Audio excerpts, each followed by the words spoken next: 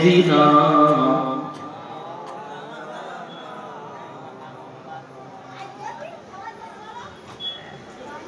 فأعوذ بالله من الشيطان الرجيم بسم الله الرحمن الرحيم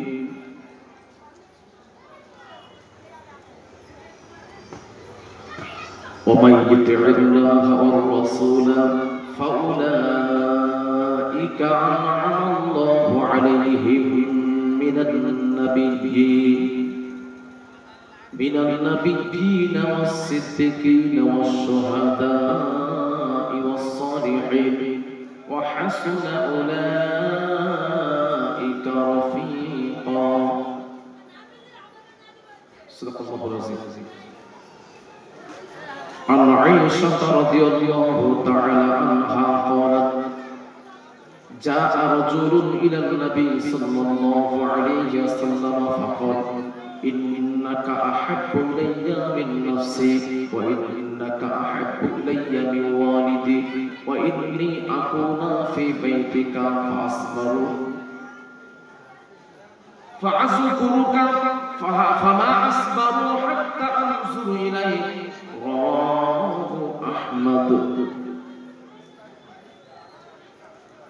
সত্যের সম্মানীয় পত্র জলসা সভাপতি সাহেব, সুদূর ফুরফুরা দরবার শরীফ থেকে আগত ভাইজান হুজুর কিবলা,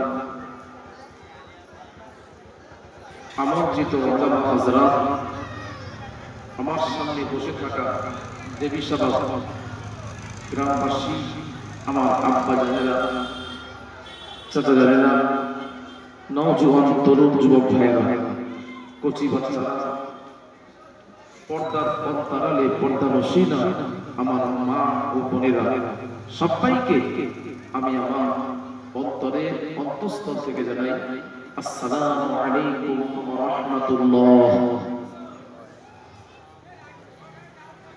আল্লাহ রাব্বুল আলামিনের দরবারে অশেষ মেহেরবানি যে মাহবুব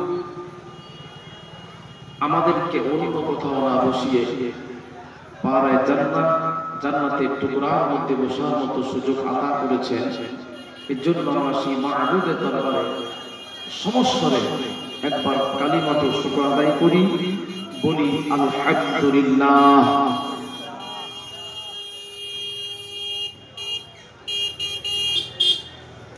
বাবাজি আমার,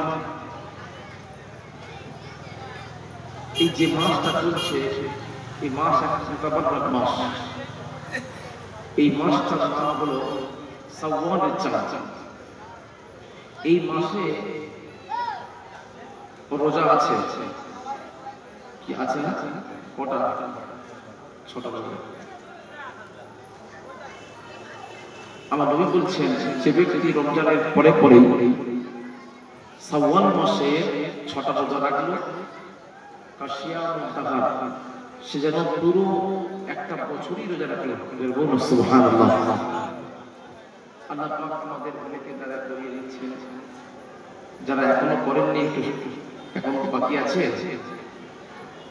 এই মাস এখনো শেষ হয়ে গেছে, সুতরাং এখন কন্টিনিউ 6টা রেখে দেন। এই মাসে রোজা রাখলে কি হবে? তাহলে আমরা একটা বছরে সব পেয়ে যাবে। কিন্তু আমরা তো সবের আশা করি না, আমরা দুনিয়া নিয়ে ব্যতিব্যস্ত। ঠিক কিরকম? জলসার নামে সব মেলা পার্বণ যা কিছু হচ্ছে, জলসার নাম হচ্ছে, কিন্তু হচ্ছে দেখুন জলসাতে কটা লোক বসেছে, সব গাড়ি নিয়ে ঘোরাঘুরি, ছেলে মেয়ে এক জায়গায় মেলা থেকে ভর্তি। জলসাকে মুজাদ্দিদ জামান করতে বলেছেন, তাহলে আপনারা করছেনটা কি? আচ্ছা, বক্সটা কমিয়ে দাও না, বক্সে আওয়াজটা দিতে হচ্ছে না, বক্সে কমিয়ে দাও, বক্সে ফটোগুলো হচ্ছে। বাবাজি আমার, বক্সটা আওয়াজটা আলাদা করতে পারো, নাহলে বক্সটা কমিয়ে দাও, আওয়াজটা কেন হচ্ছে আপনাদের লাগছে না কেন? আমার জ্ঞান হচ্ছে, বক্সটা কমিয়ে দাও। তাহলে বাবাজি আমার আমাদের আমলের মানুষ হতে হবে। আমরা যদি আমলের মানুষ না হই সব বেকার। আমাদের জলসা হচ্ছে কি লৌকিকতা, ও পাড়ায় দিচ্ছে এ পাড়ায় না দিলে খারাপ বলবে, সেই জন্য দেওয়া। এইভাবে জলসা করার কথা বলা হয়। জলসা দেওয়া দেবেন কেন? মাই মুরব্বী আজকে সময় যারা চলে গেছেন তাদের আত্মা শান্তির জন্য, তাদের আত্মা শান্তির জন্য। তাহলে আত্মা শান্তির জন্য আপনি ইসালে সব দেওয়া দিচ্ছেন আর আপনি নিজেই বসছেন না। আপনি নিজে চিন্তা করছেন ইসালে সব আমি কি করে দোকান দেবো, কি করে দুটো পয়সা ইনকাম হবে, এই নিয়ে ব্যস্ত হয়ে আছেন। বাবাজি আমার বর্তমান যে মুসলমানদের অবস্থা কেবল পশ্চিমবাংলা বলে কথা নয়, তামাম ওয়ার্ল্ড ব্যাপী বলছি, তামাম পৃথিবীর কথা বলছি, মুসলমানদের অবস্থা ভালো না খারাপ? খারাপ। আমার কম বেশি খবর রাখি সে ফিলিস্তিনের মুসলমানদের উপর কিভাবে অত্যাচার চলছে, এটা আজকের নয়, যুগ যুগ ধরে চলে আসছে তাদের অত্যাচার। ওই ইহুদিরা, ইসরায়েল মানে ইহুদি, তারা চাচ্ছে যে মসজিদ আকসা আমাদের কবজায় চলে আসে, কিন্তু মুসলমানরা তা কোনো ছাড়বে না।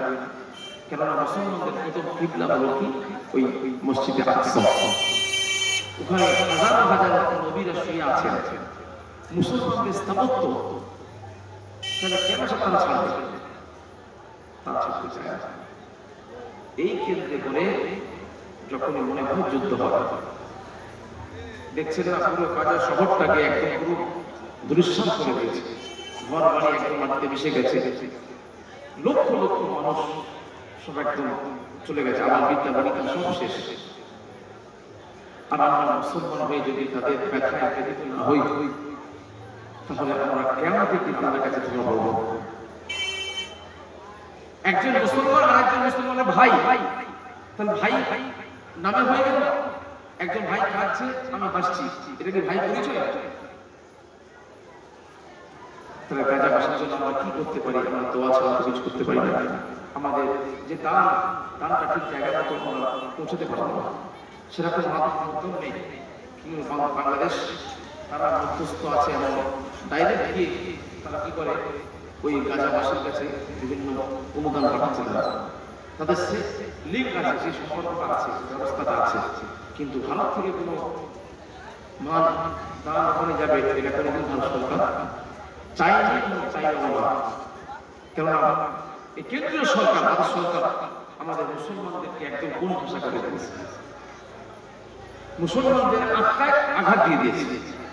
এদের মধ্যে একটা কোন একটা আঘাত দিচ্ছে, বাবরি মসজিদটাকে রাম মন্দির করে ফেললো, এনআরসি সিএএ বলে বিভিন্ন রকমের বিল তারা পাস করলো, একদিন তারা কার্যকর করবে।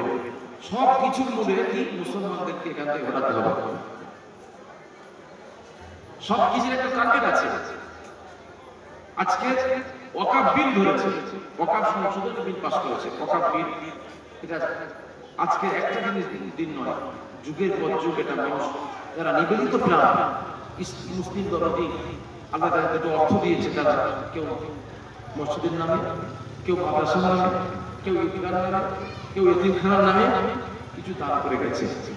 ওয়াকাফ শব্দের অর্থ কি? দান করা, লিল্লাহি, সদকায়ে জারিয়া স্বরূপ দান করে গেছে। তার যে ব্যক্তি দান করলো সে কি কার জন্য করলো? আল্লাহর জন্য করে গেল, মানুষের জন্য। কথা বলো, আল্লাহর জন্য। আর যদি সেটাকে কোনো মানুষ, আমি আব্দুল কাদের সেটাকে দখল করে নিই, তাহলে গ্রামের মহল্লার মানুষ কি মানতে পারবে? মানতে পারবে। যে একবার দান করলো সে আর ফিরিয়ে দিতে পারবে না, আল্লাহর কাছে কবুল হয়ে গেছে। এটা কি ভারতবর্ষের জমিন, অন্য দেশের কোনো বাদ দেয় না। ভারতবর্ষের জমিনে সবচাইতে বেশি সম্পদ হলো রেলের সম্পদ। সবচাইতে বেশি সম্পদ কার? রেল ডিপার্টমেন্টের সম্পদ। তারপরে করে যাদের সম্পদ সেটা হচ্ছে মুসলমানের দান করা সম্পদ। আমরা যখন মাদ্রাসা করেছিলাম আমাদের স্টাইপেন্ড দিত, স্কলারশিপ দিত, সেটা কিসের? হাজী মোহাম্মদ মহসিন ফান্ডের থেকে। তারা কোটি কোটি টাকার অ্যাসেট আছে, বেতন স্কলারশিপ দেওয়া হতো। তাহলে এই যে ইমাম মুয়াজ্জিন যে ভাতা পাচ্ছে এটা কাদের সম্পদ? এই সম্পদ। এইভাবে আরো হাজারো হাজারো সম্পদ বেদখল, যারা রাজ ক্ষমতা আছে তারা জোরপূর্বকভাবে দখল করে নিচ্ছে, দান করে গেছে, দখল করে নিচ্ছে। এইভাবে করে কলকাতায় আপনি রেড রোডে নামাজ হয়, রেড রোড, ওটা কি ওকে রেজিস্ট্রেশন করা আছে ওয়াকফের নামে, ওটা রেড রোড নয়, ওটা হচ্ছে ঈদগাহ, ঈদগাহ বলে লেখা আছে। সেটা রেড রোড মানুষের যাতায়াতের জন্য রাস্তা হয়ে গেলে দেখা নামাজ তো হবে বছরে দুবার, এত বড় রাস্তা কেন আমি খুলে রাখবো? বলে তাদের সুবিধা মতো একটা যুগের পর যুগ আস্তে আস্তে আস্তে আস্তে ওটা রাস্তা হয়ে গেছে, আজও পর্যন্ত নামাজ হয়। কিন্তু ওই ওয়াকফ বিল যে সংশোধন বিল করেছে তার মধ্যে কি লেখা আছে? সমস্ত কিছু ক্রাইটেরিয়া লেখা আছে যে ওয়াকফ বিল, ওয়াকফ যে বোর্ড থাকবে যে প্রত্যেক জেলাতে, তাদের যদি 4 জন যদি সদস্য হয় মুসলিম, নন মুসলিম 2 জন থাকবে, মানে হিন্দু ভাইরা বলতে 2 জন, তাদেরকেও ওই বোর্ডের মধ্যে সদস্য পদে রাখতে হবে। আচ্ছা, এখানে প্রশ্ন, মুসলমানদের যেমন মসজিদের মাদ্রাসার নামে সম্পদ আছে, তদ্রূপ হিন্দু ভাইদের জন্য তাদের দেবত্ব সম্পদ আছে, মন্দিরের নামে সম্পদ আছে, আপনার খ্রিস্টানদের সম্পদ আছে, খ্রিস্টানদের কি আছে? চার্চের সম্পদ আছে। তার প্রত্যেক ধর্ম মতাবলম্বী মানুষদের জন্য তাদের যারা টাকা দিয়েছে তারা তাদের দান করে চলে গেছে তাদের নাম। তাহলে আমি যদি আব্দুল কাদের বলি যে আমি হিন্দু ভাইদের ওই যে দেবত্ব সম্পদ আছে এর মধ্যে আমি সদস্য হব, এটাকে কোনো হিন্দু ভাই মেনে নেবে?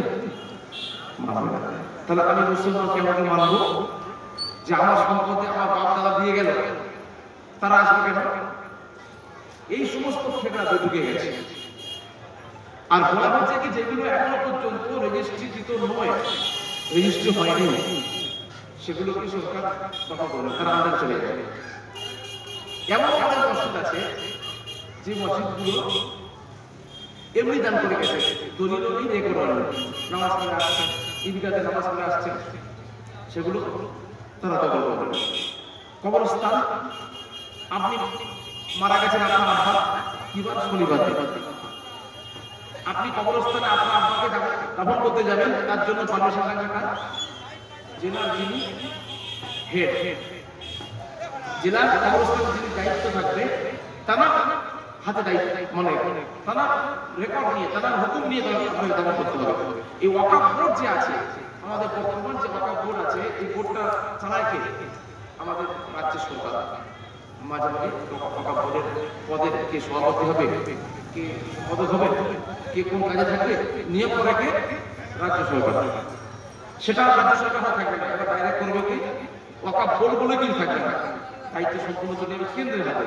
কেন্দ্র থেকে দায়িত্ব দেবে রাজ্য, রাজ্য থেকে ডাইরেক্ট থেকে লোক এসে তারা দেখভাল করবে।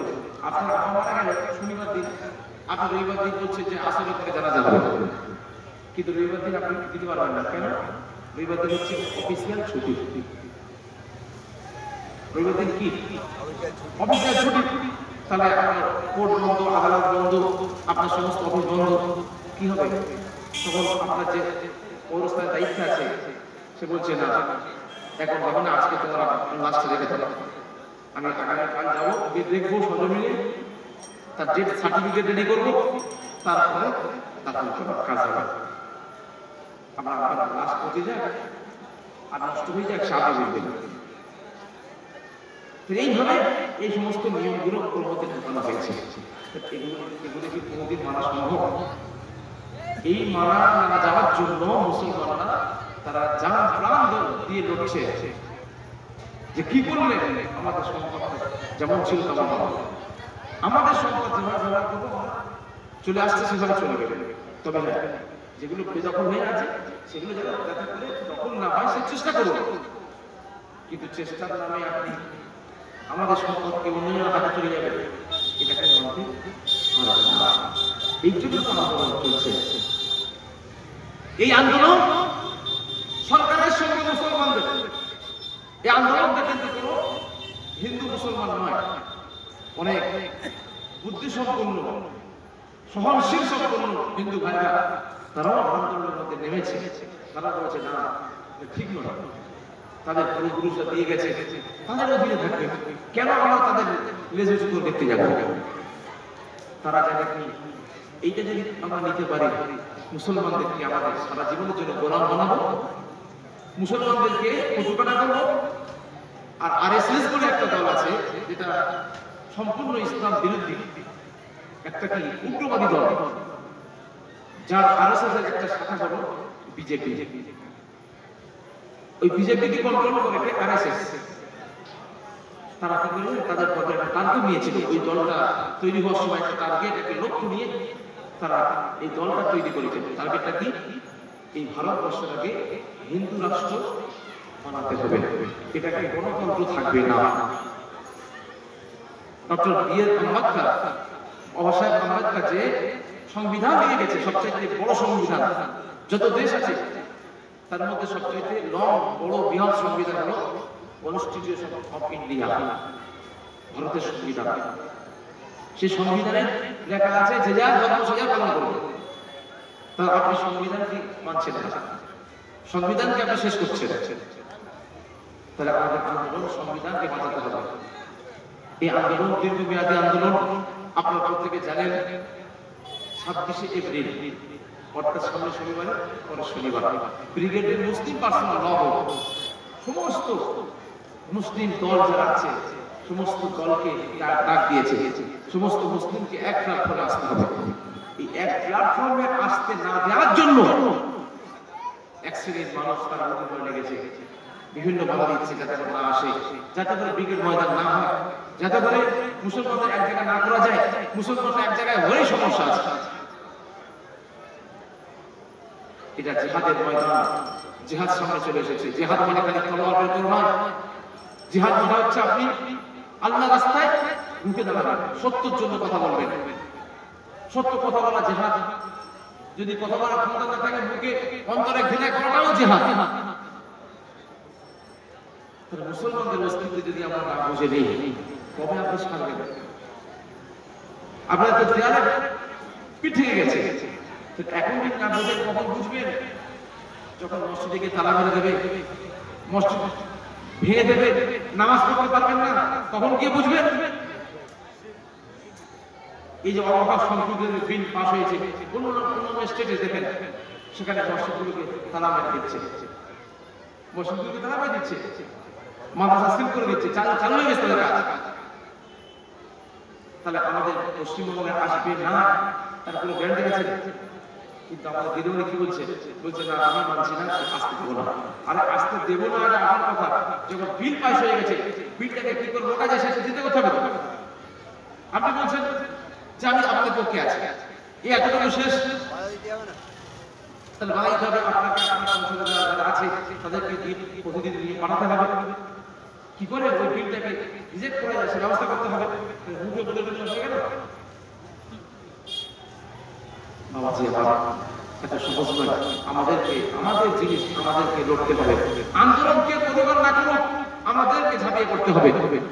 কারোর কথায় কান দেবেন না। ইসলামের স্বার্থে, জাতির স্বার্থে আপনার প্রত্যেকে এগিয়ে আসুন। এখন মুসলমানদের বাবাজি আমার ওয়াজিব কি করবো? এই তো মুসলমানদের অবস্থা। পশ্চিমবঙ্গের মুসলমানদের জায়গা দেখছেন না, রাস্তাঘাটে আমরা ঘোরাঘুরি করছি, তাই জায়গাটাকে জোর করে ঘোরাচ্ছে জয় শ্রীরাম জয় শ্রীরাম বলো। মুসলমান গাড়ি দেখে আপনারা কোনো কতটা জায়গা দিচ্ছে আপনি বলতে পারছেন না। এইগুলো আমরা দেখেছিলাম কোথাও উত্তরপ্রদেশে দেখেছিলাম, শুনেছিলাম যে দিল্লিতে বাইপাসটা হচ্ছে। এখন কলকাতার মতো জায়গায় প্রশাসন দাঁড়িয়ে আছে, টুপিওয়ালা দাঁড়িয়ে লাগে, তাদের জোর করে মুখ থেকে বলাচ্ছে জয় শ্রীরাম বলো। তাহলে প্রশাসন কি করবে? জি তাহলে চালু হয়ে গেল কলকাতাতে, আমাদের মধ্যেও চলে গেল। তাহলে প্রশাসন এই ক্ষমতাকে করে যাচ্ছে, রাজ্যের ক্ষমতা যাচ্ছে না, বলতে পারবো না যে কেন এটা হবে। টাকার এপিটার ওপি। সুতরাং মুসলমান তোমাদের অস্তিত্ব বোঝো, দুটো টাকার লোভে তুমি তোমার অস্তিত্বকে বিলে দিয়ে না। আমি তো চলে যাচ্ছে, আমার চলে যাচ্ছে, আমার জাতি নষ্ট হয়ে যাচ্ছে, সে চিন্তা না। আমার তো পেট্রোলই আছে, আমি কেন আন্দোলনে যাব? আমরা মুসলমান 500 টাকা 1000 টাকা ভিখারি, টাকা দিলেই আমাদের মুখ বন্ধ। কি কথা বলছিলেন? আপনার কি কষ্ট হচ্ছে বলছি বলে? বর্তমান সিচুয়েশন যা এসে গেছে, এই ওয়াকফ সংশোধনের বিল যে কি বিল, যদি আপনারা ভালো করে একটু বোঝেন, একটু যদি পড়েন, তাহলে বুঝতে পারবেন যে আমাদের কোথায় আঘাতটা এসেছে, কোন যে আঘাত লাগিয়ে দিয়েছে। কোন মুসলমান, কোন ইমানদার মানুষ ঘুমাতে পারবে না যে কি হয়ে গেল। আমার বাপ মনে গেলে খবর দিতে পারবেন না, মসজিদে নামাজ পড়তে পারবেন না, মসজিদে গেলে আপনাকে পুরো আপনার চেকিং করা হবে যে মসজিদে আপনার নামাজ পড়তে যাচ্ছে, সেখানে চেকিং হচ্ছে। চেকিং করতে করতে যদি আপনাকে জোহরের ওয়াক্ত শেষ হয়ে যায়, তবুও যায় আসে না। জুমা নামাজ পড়তে গেছে, পুরো গ্রামের মানুষ জুমার দিনে ভিড় করে না? আমরা জানি কি 12:30 আজান, একটা জামাত, এখন চেকিং হতে হতে ডেটটা হয়ে গেছে, ওই জামাতে টাইম টেবিল থাকবে না। যখন চেকিং হয়ে যাবে তবেই হবে। এই সমস্ত লেখা আছে। কোথায় আছেন আপনি? দুরূদ শরীফ, আল্লাহুম্মা সাল্লি আলা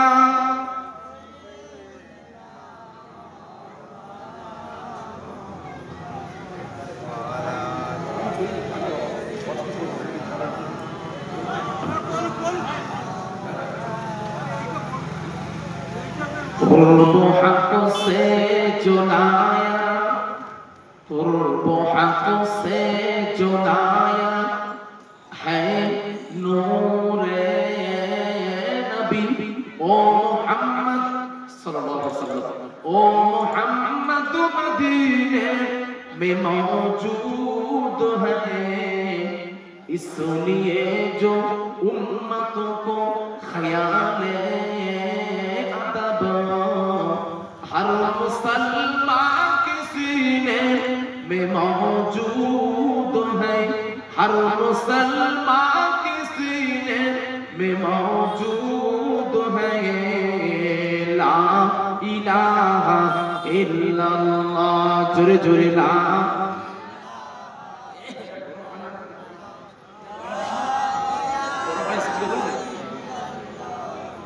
মুহাম্মাদুর রাসূলুল্লাহ। ও আমার আব্বা জানেরা, নওজোয়ান তরুণ যুবক ভাইরা, মা ও বোনেরা, তাহলে আমাদের হক, আমাদের অধিকার আমাদেরকে বুঝে নিতে হবে। বাবাজি আমার, জিহাদের ময়দানে যাওয়ার জন্য ঈমান শক্ত। ঈমান যদি আপনার মজবুত না হয়, আমার নবীকে আপনি যদি অন্তর দিয়ে না ভালোবাসেন, জিহাদের কাজে আপনি যেতে পারবেন না। বাবাজি আমার, জিহাদের ময়দানে আমাদেরকে নামতে হবে। তলোয়ার নিয়ে নামার নাম জিহাদ নয়। বাবাজি আমার, ইসলামের উপর আক্রমণ করে তার জন্য প্রতিবাদ করাটাই হলো জিহাদ। ইসলাম ধ্বংস হয়ে যাচ্ছে, আপনি চুপ করে আছেন, তাহলে কি হবে? আপনার মুনাফিক তার লক্ষণ। আপনার মধ্যে ঈমানই মজবুত নেই। ও আমার আব্বা জানেরা, আমার নবী সাহাবাদের জীবনটা ঘুরে দেখুন। আমার নবী আমার উহুদের যুদ্ধের জন্য লিস্ট করছেন, কারা কারা উহুদে যাবে, সাহাবীদের নাম লিখছেন। সেই সময় একজন মেয়ে ছেলে বাবাজি আমার সবে বাচ্চা হয়েছে, 6 মাসের বাচ্চাকে কোলে করে নিয়ে আমার নবীর দরবারে হাজির। হুজুর, আপনি আমার নামটা লিখে নিন। সেই সময় আমাকে বলছেন, না তুমি জানো না, জিহাদের ময়দান খুবই কঠিন জায়গা, ওখান থেকে তুমি না ফিরে আসতে পারো, তবে তুমি তোমার কোলে বাচ্চা আছে, দুধের শিশু আছে, তুমি যেতে পারবে না, আমি তোমাকে পারমিশন দিতে পারি না। ইয়া রাসূলুল্লাহ, ইয়া হাবিবাল্লাহ, হুজুর, আমার কাছে ছেলেটা আমার কাছে বড় নয়, আপনার ডাকটা আমার কাছে বড়। আমি চাই আমার দুধের শিশুকে নিয়ে আমি যুদ্ধ করতে করতে শহীদ হতে চাই। জোরে জোরে বল সুবহানাল্লাহ। কি ঈমান! নবী সাহাবীদের কি ঈমান ছিল! আর আমাদের যদি একবার ডাক দেয়, এই যাস কি হবে? বাধা দেবে। বাবাজি আমার, আব্বা জানেরা, ও আমার মা বোনেরা, নওজোয়ান তরুণ যুবক ভাইয়েরা, কান্তি খাড়া করে শুনুন। আমার নবীকে বুঝে নেওয়াটাই হলো ঈমান, আমার নবীকে ভালোবাসাটা হলো ঈমান। নবী সাহাবীরা আমার নবীকে কতটা ভালোবেসেছেন দেখুন। বলতে গিয়ে মনে পড়ে গেল সিদ্দিক আকবরের কথা, আবু বকর সিদ্দিক রাদিয়াল্লাহু তাআলা আনহুর কথা। তিনি আমার নবীকে এতটা ভালোবেসেছেন, বাবাজি আমার একদিন নয়, দুদিন নয়, 3 দিন পর্যন্ত আবু বকর সিদ্দিকের বাড়িতে রান্না হয় না, পানি খেয়ে খেয়ে আছেন। এত ক্ষুধার যন্ত্রণা আবু বকর সিদ্দিক সহ্য করতে পারছেন না। এমন অবস্থায় কাঁদতে কাঁদতে আমার নবী দরবারে উপস্থিত হয়ে গেছেন। আমার নবীর চেহারা দেখার সাথে সাথে আবু বকর সিদ্দিক মুচকে হাসি শুরু করে দিলেন। হাসা দেখে আমার নবী বললেন, বাবা আবু বকর, তোমার মনে এত খুশি কেন? কি জন্য তুমি হাসছো জানতে চাই। ইয়া রাসূলুল্লাহ, ইয়া হাবিবাল্লাহ হুজুর, অন্য কোনো কারণ নয়। হুজুর গো, আমার পেটে আমি একদিন নয়, দুদিন নয়, 3 দিন পর্যন্ত আমার বাড়িতে রান্না হয় না। পেটে আমি 3টে পাথর বেঁধে রেখেছি। হুজুর গো, ক্ষুধার কারণে আমি সহ্য করতে পারছিলাম না, যন্ত্রণা হচ্ছিল, কষ্ট হচ্ছিল। কিন্তু আপনার চাঁদ মুখখানা দেখার সাথে সাথে আল্লাহ রাব্বুল আলামিন আমার পেটের ক্ষুধা দূর করে দিয়েছেন। জোরে জোরে বল সুবহানাল্লাহ।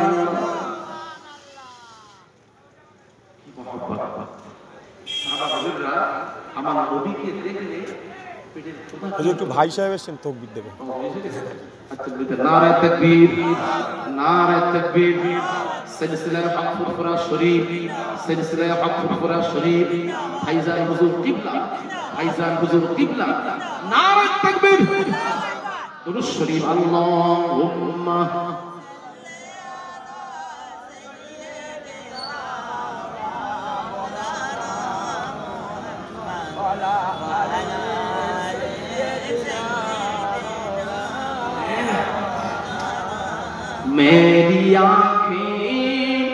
मेरी आँखें तरसती है या रब, मुझको आगे दिखा दे मदीना, मुझको आगे दिखा दे मदीना, प्यार से जिंदगी देने वाले, जिंदगी में नबी से मिला दे, ला इलाहा इल्लल्लाह। जोरे जोरे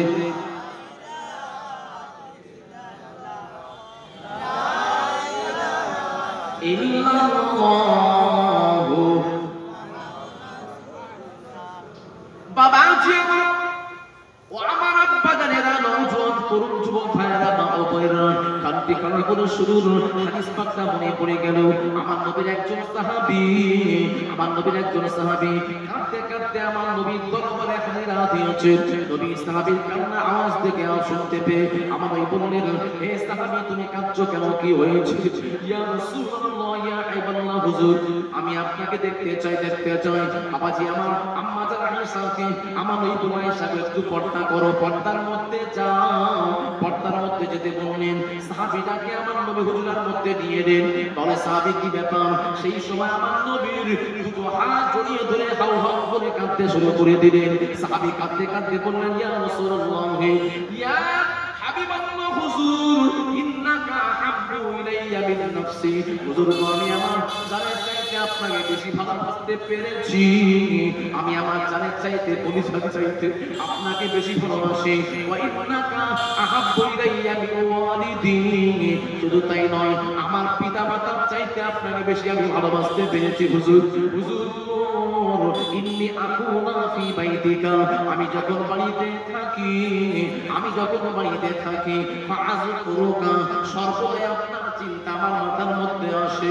আপনাকে ছাড়া হুজুর আমি বাড়িতে থাকতে পারি না। এমন অবস্থায় ফামা আসবারু হাত্তা আকুনা আনজুরু ইলাইকি। হুজুর, আমি না থাকতে পেরে আপনার দরবারে হাজিরা দিয়েছি। আপনার চাঁদ মুখখানা দেখার সাথে সাথে আমার দিনের কষ্ট মুছে সাফ হয়ে গেছে।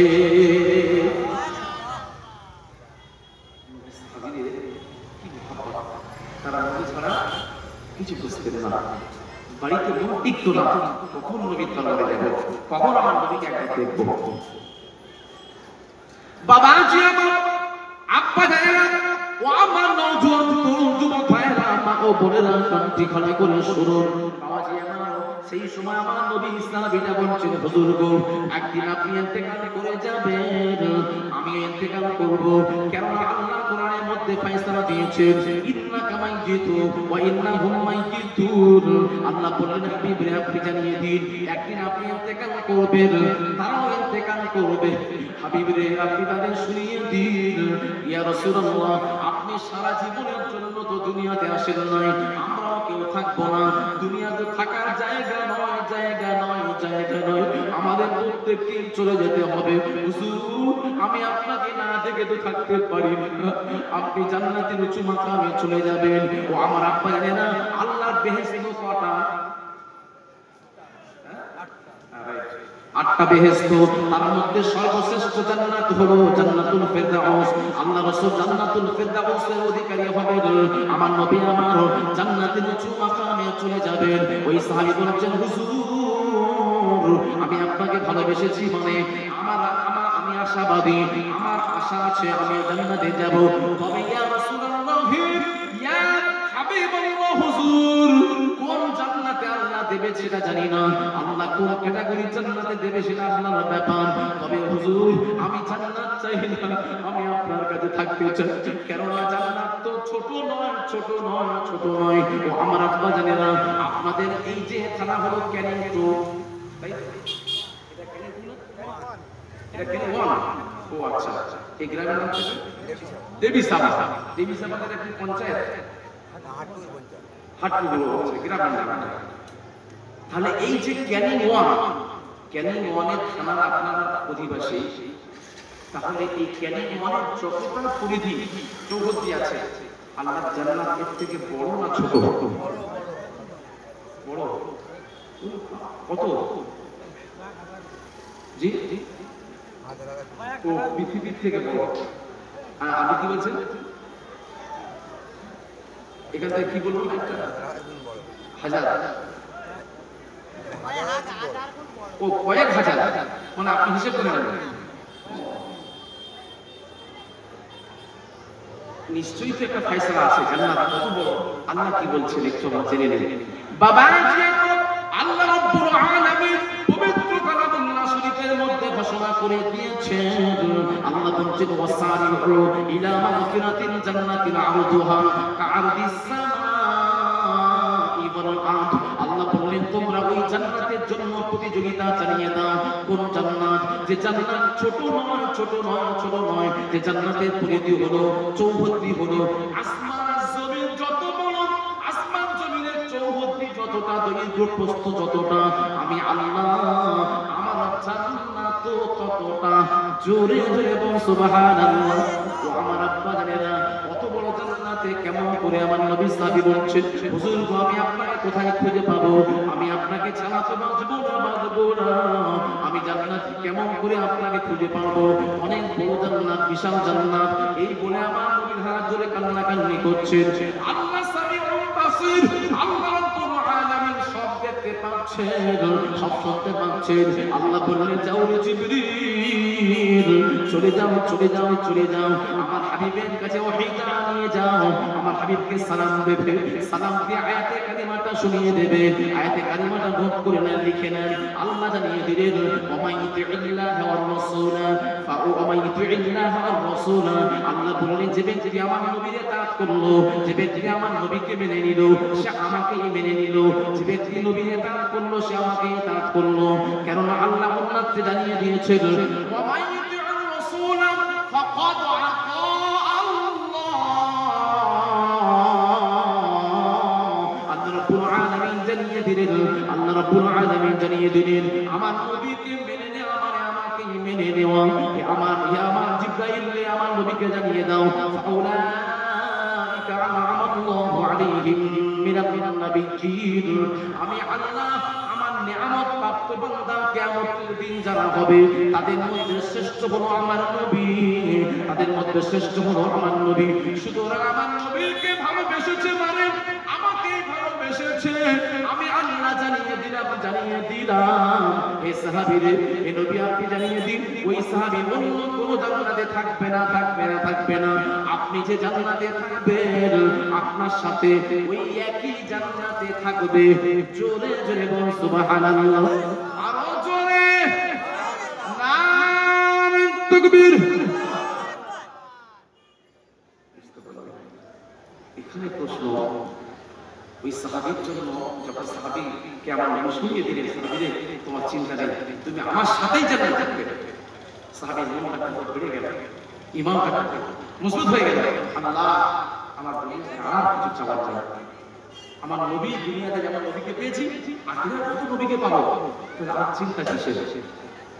তাহলে ওই যে সাহাবী তিনি তার আমলের জন্য এই এত বড় সুসংবাদ পেলেন না আমার নবীর মুহাব্বতের জন্য?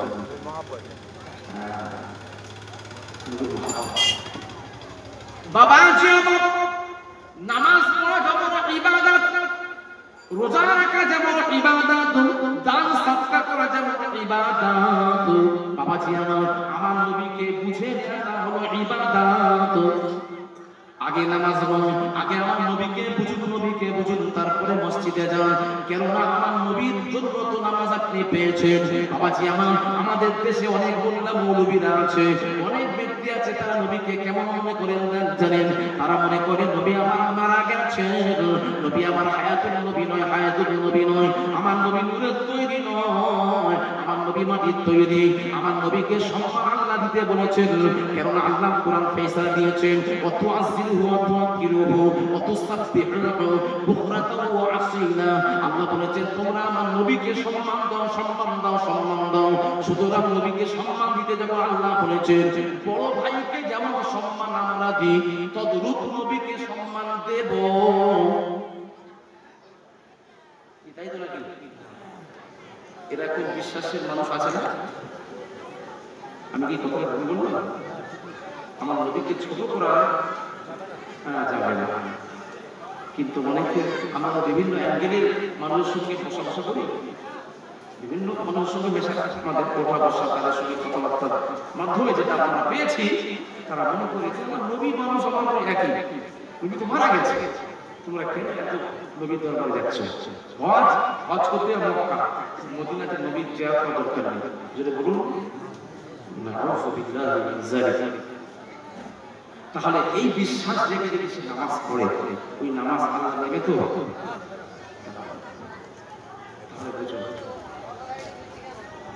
এই জন্য ইবাদতের পূর্বে আমার নবীকে বুঝে নেওয়া কৌশল, আমার নবীর মাকামটা আল্লাহ কি দিয়েছেন এটা আপনি বুঝে না আগে।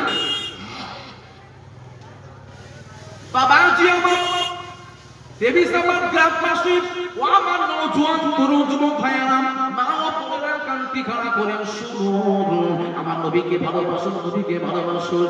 কোন নবী যে নবী আজ পর্যন্ত উম্মতি উম্মতি করে চোখের পানি ফেলছেন, যে নবী উম্মতের মায়ায় আজ পর্যন্ত চোখের পানি ফেলছেন, উম্মত ছাড়া কিছু বুঝতেন না, বুঝতেন না। সমস্ত নবীরা কি হবে, কি হবে ব্যতিব্যস্ত।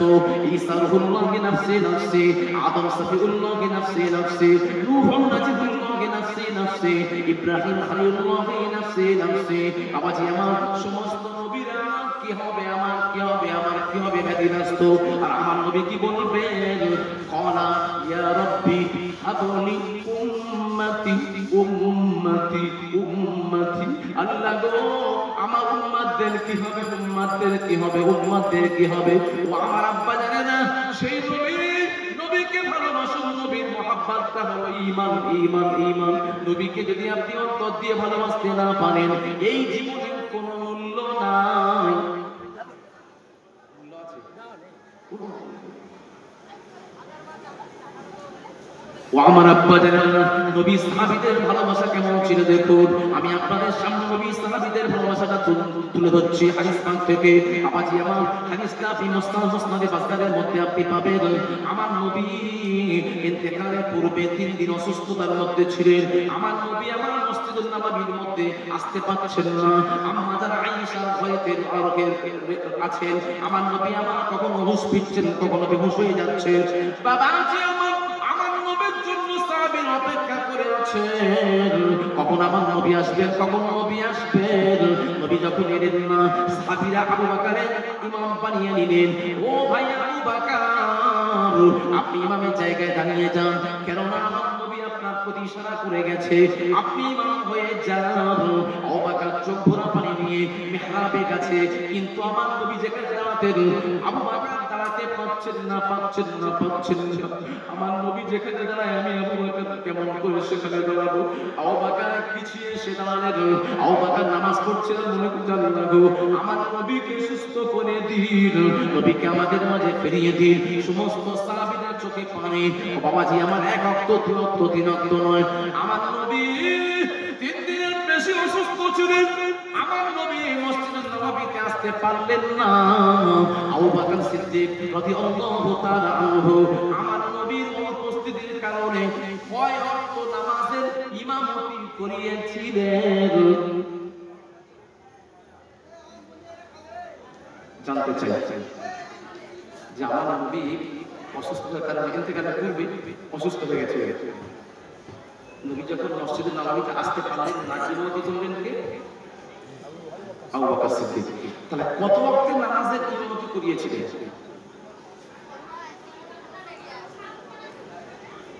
জানা আছে? বাবাজি আমার, আব্বা জানেরা, ও আমার নওজোয়ান তরুণ যুবক ভাইয়েরা, মা ও বোনেরা, কান থেকে কান করে শুনুন। হাদিস পাকের মধ্যে পাওয়া যায় আবু বকর সিদ্দিক রাদিয়াল্লাহু তাআলা আনহু এক ওয়াক্ত, দুই ওয়াক্ত, তিন ওয়াক্ত নয়, আবু বকর সিদ্দিক রাদিয়াল্লাহু তাআলা আনহু বাবাজি আমার 17 ওয়াক্তের নামাজের ইমামতি করিয়েছিলেন। জোরে জোরে বলো সুবহানাল্লাহ। ও আমার আব্বা জানেরা, আমার নবী আমার যেদিন ইন্তেকাল করলেন ওই দিনটা ছিল সোমবার দিন, ইয়াউমে ইসনাইন। সোমবার দিন বেলা 9:09টার সময় আমার নবী আমার ইন্তেকাল করে গেছেন। ও আমার আব্বা জানেরা, যেই দিন সোমবার দিন ইন্তেকাল করবেন ওই দিন ফজরের সময় আমার নবী সুস্থ অবস্থায় ছিলেন। আমার নবী হুজরা মুবারকের মধ্য থেকে 17 হুজরা মুবারকের পর্দাটা সরালেন। বাবাজি আমার, আমার নবীর ঘরেতে দরওয়াজা ছিল না বাবাজি আমার, চামড়ার পর্দা ফেলা ছিল।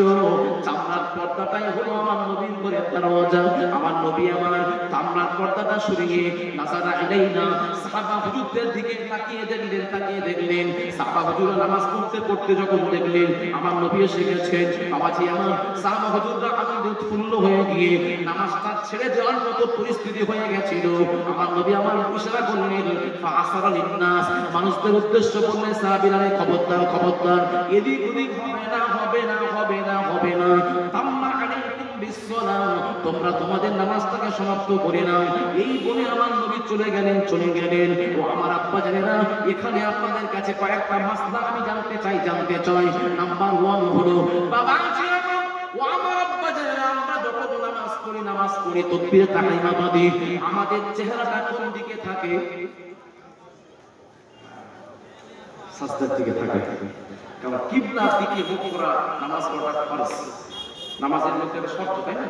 কিবলার দিকে আপনি মুখ না করেন, অন্য দিকে মুখ করেন, নামাজ কি হবে? হবে না। তাহলে নামাজ পড়ছেন আপনি যখন আল্লাহু আকবার বলছেন, তখন আপনার চোখ থাকতে, দৃষ্টি থাকতে কোথায়? সাজদার দিকে।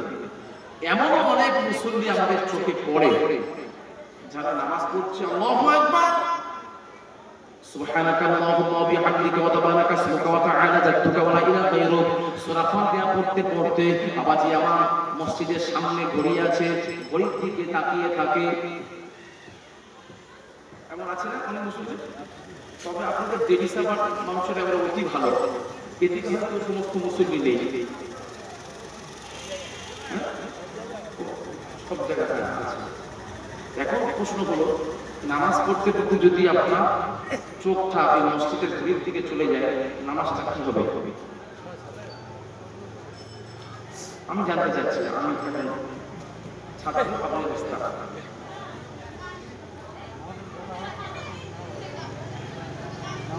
কি? দাদা কি বলছে? ভুল ছেড়েছে? এটা যদি অনিচ্ছাকৃত বশত, এখানে মাসলাগুলো যে কথা বলবো সবই অনিচ্ছাকৃত বশত, আপনি নামাজ পড়তে গেছেন, চোখটা চলে গেছে, তাহলে আপনার নামাজের কোনো অসুবিধা হবে না, নামাজ হয়ে যাবে।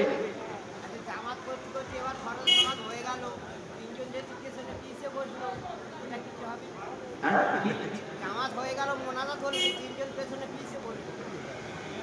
মোনাজাত হয়ে গেল, নামাজ হয়ে গেল, যেদিকে পিছিয়ে যায় পিছনে পিছিয়ে বলছে, কি বলছে নামাজ হবে কেন, হবে না? হ্যাঁ কেন হবে না? কি নিয়ে আসে? ওটা তো আদবের জন্য।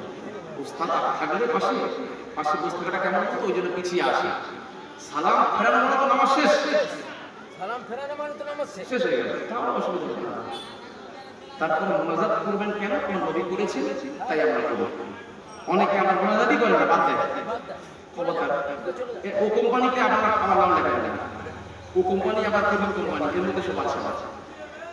বাবা জি আমার আব্বা যায় না, মোমেনদের নামাজ কেমন হবে? আল্লাহর কোরআন খুললে আপনি পেয়ে যাবেন। আল্লাহ জানিয়ে দিলেন সূরা বাবাজি আমার মুমিনুন খুলুন, আল্লাহ জানিয়ে দিলেন আল্লাযীনা হুম ফি সালাতিহিম খাশিউন। আল্লাহ বললেন মুমিনদের নামাজ হবে খুশু নামাজ, ইতমিনানি কলবির নামাজ। বাবাজি আমার আল্লাহকে হাজির নাজির মনে করে নামাজ পড়বে। ও আমার আব্বা জানেরা, মুমিনদের নামাজ তো এদিক ওদিক তাকানোটা শোভনীয় নয়। তবে বাবাজি আমার টাকা দিয়ে নামাজ হয়ে যাবে, এই জিনিসটা আলাদা। উত্তম জিনিসটা আলাদা, আর জায়েজ জিনিসটা আলাদা, তাই না? একটা উত্তম আর একটা জায়েজ, একটা ফতোয়া আর একটা তাকওয়া, দুটো কি একই? আপনার মধ্যে এত তাকওয়া আছে, আপনি উজু ছাড়া থাকেন না, সবসময় উজু করতেন, উজু করছেন, তাকওয়া পাবা। উজু করে সবসময় থাকতেই হবে, এর কোনো নিয়ম আছে? থাকলে ভালো, তাকওয়া। বাবা জি আমার আব্বা জানে না, নওজোয়ান তরু যুবক ভাইয়েরা, আল্লাহর সামনে যখন আপনারা দাঁড়াবেন, কেমন ভাবে আপনি দাঁড়াবেন? আল্লাহ কোরআনের মধ্যে জানিয়ে দিয়েছে। আল্লাহ বললেন কুমু লিল্লাহি কানিতিন। আল্লাহ বললেন বান্দারে, আমার বান্দিরা যখন আমার সামনে দাঁড়াবে, আমাকে আমার সামনে নত হয়ে দাঁড়াবে, আদমের সঙ্গে দাঁড়াবে, শিষ্টাচারের সঙ্গে দাঁড়াবে, আল্লাহর সঙ্গে আমার আল্লাহর সামনে দাঁড়িয়ে আমি আব্দুল কাদের চিন্তা করছি এখানে জলসা সেরে আরেকটা জলসা কেমন করে ধরবো। আপনি চিন্তা করছেন মাঠে গরু আছে, গরু আনার সময় হয়ে গেছে, আনতে যাব। আপনি চিন্তা করছেন নামাজের মধ্যে দোকান খোলা আছে, খরিদ্দার দাঁড়িয়ে আছে, তাড়াতাড়ি যেতে হবে। নামাজের মধ্যে সব চিন্তা আমরা সেরে ফেলি, কি ঠিক না? তাহলে আল্লাহর সামনে আপনি দাঁড়িয়ে দুনিয়া চিন্তা করছেন, তাহলে আল্লাহকে টাকা দেওয়া হচ্ছে, এটা মুমিনের নামাজ নয়। দ্বিতীয় নম্বর মাসলা হলো, আপনি নামাজে দাঁড়িয়ে গেছেন, ও আমানত বাজারে নামাজে দাঁড়িয়ে গেছেন, এমন অবস্থায় এদিকে কি করছেন? কমিটি ভাইয়েরা মারামারি শুরু করে দিয়েছে। বাবাজি আমার, আপনি নামাজে দাঁড়িয়ে গেছেন, চুপ করে বাম দিকে একবার দেখে নিলেন, ইচ্ছা নেই অনিচ্ছাকৃত বশত আপনার মুন্ডুটা ঘুরে গেছে বাম দিকে অথবা ডান দিকে, তখন আপনার নামাজটা কি হবে?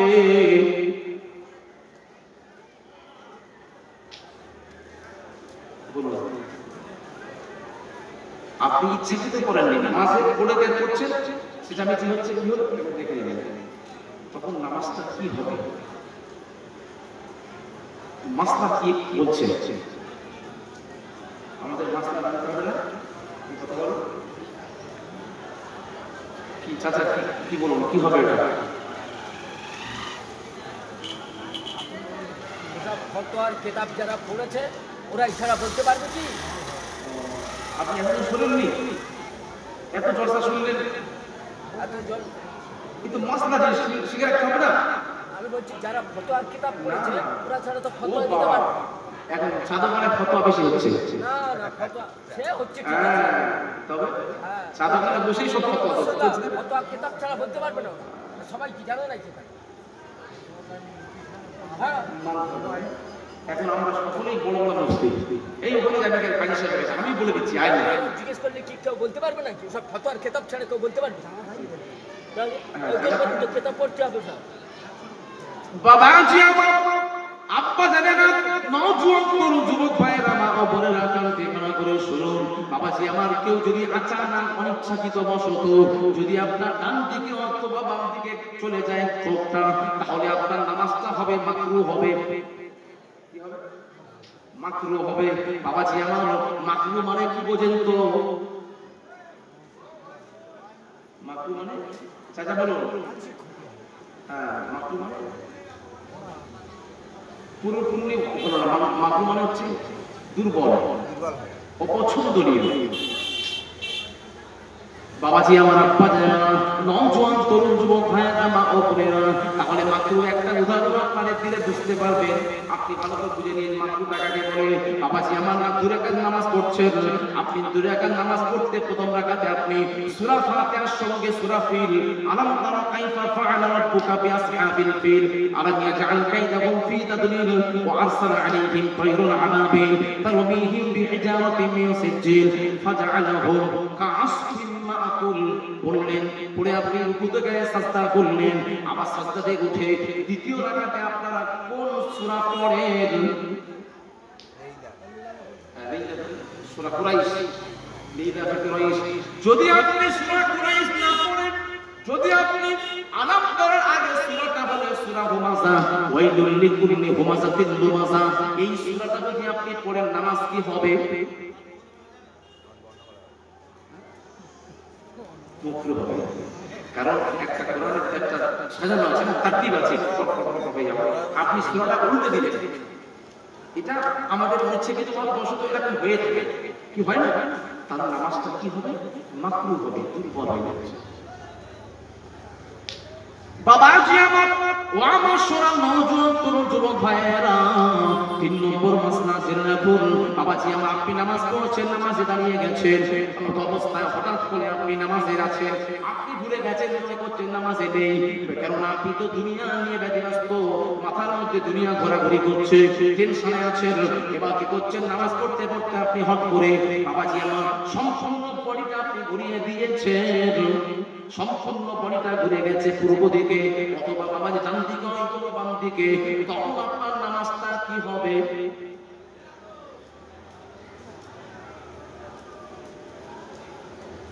বলেন, কি জানা আছে আপনাদের? জি, কেন ঘুরবো এটা? এটা মাসলা, এটা মাসলা, আপনারা বুঝতে পারছেন না? মাসলা যদি ঘুরে যায়, মাসলা কি হবে? এমনি ঘুরবে আপনি না, যদি আপনার বললাম কি শয়তানি খেয়ে চলে আসে, আপনি হয়তো কিতাব ছাড়া বলতে পারবে না, আপনি হয়তো ধরেন নি, জিজ্ঞেস করার কি দরকার হচ্ছে?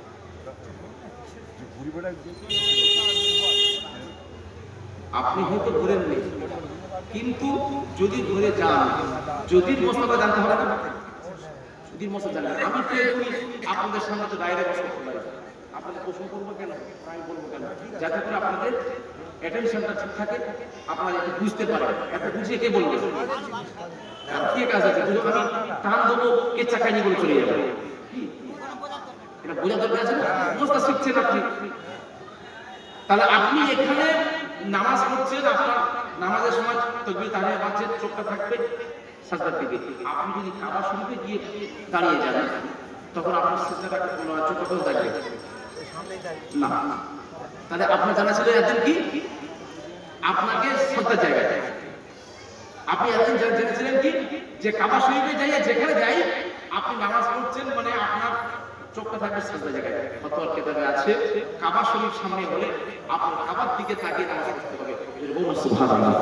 তাহলে এই মতটা আপনাদের জানিয়ে দিলাম, কি অসুবিধা হচ্ছে? না না না ঠিক আছে, তো চালু চলে গেল। সবাই সমান না, হ্যাঁ, সবাইকে সমান। সব জানতাম, হ্যাঁ, এটাই ঠিক।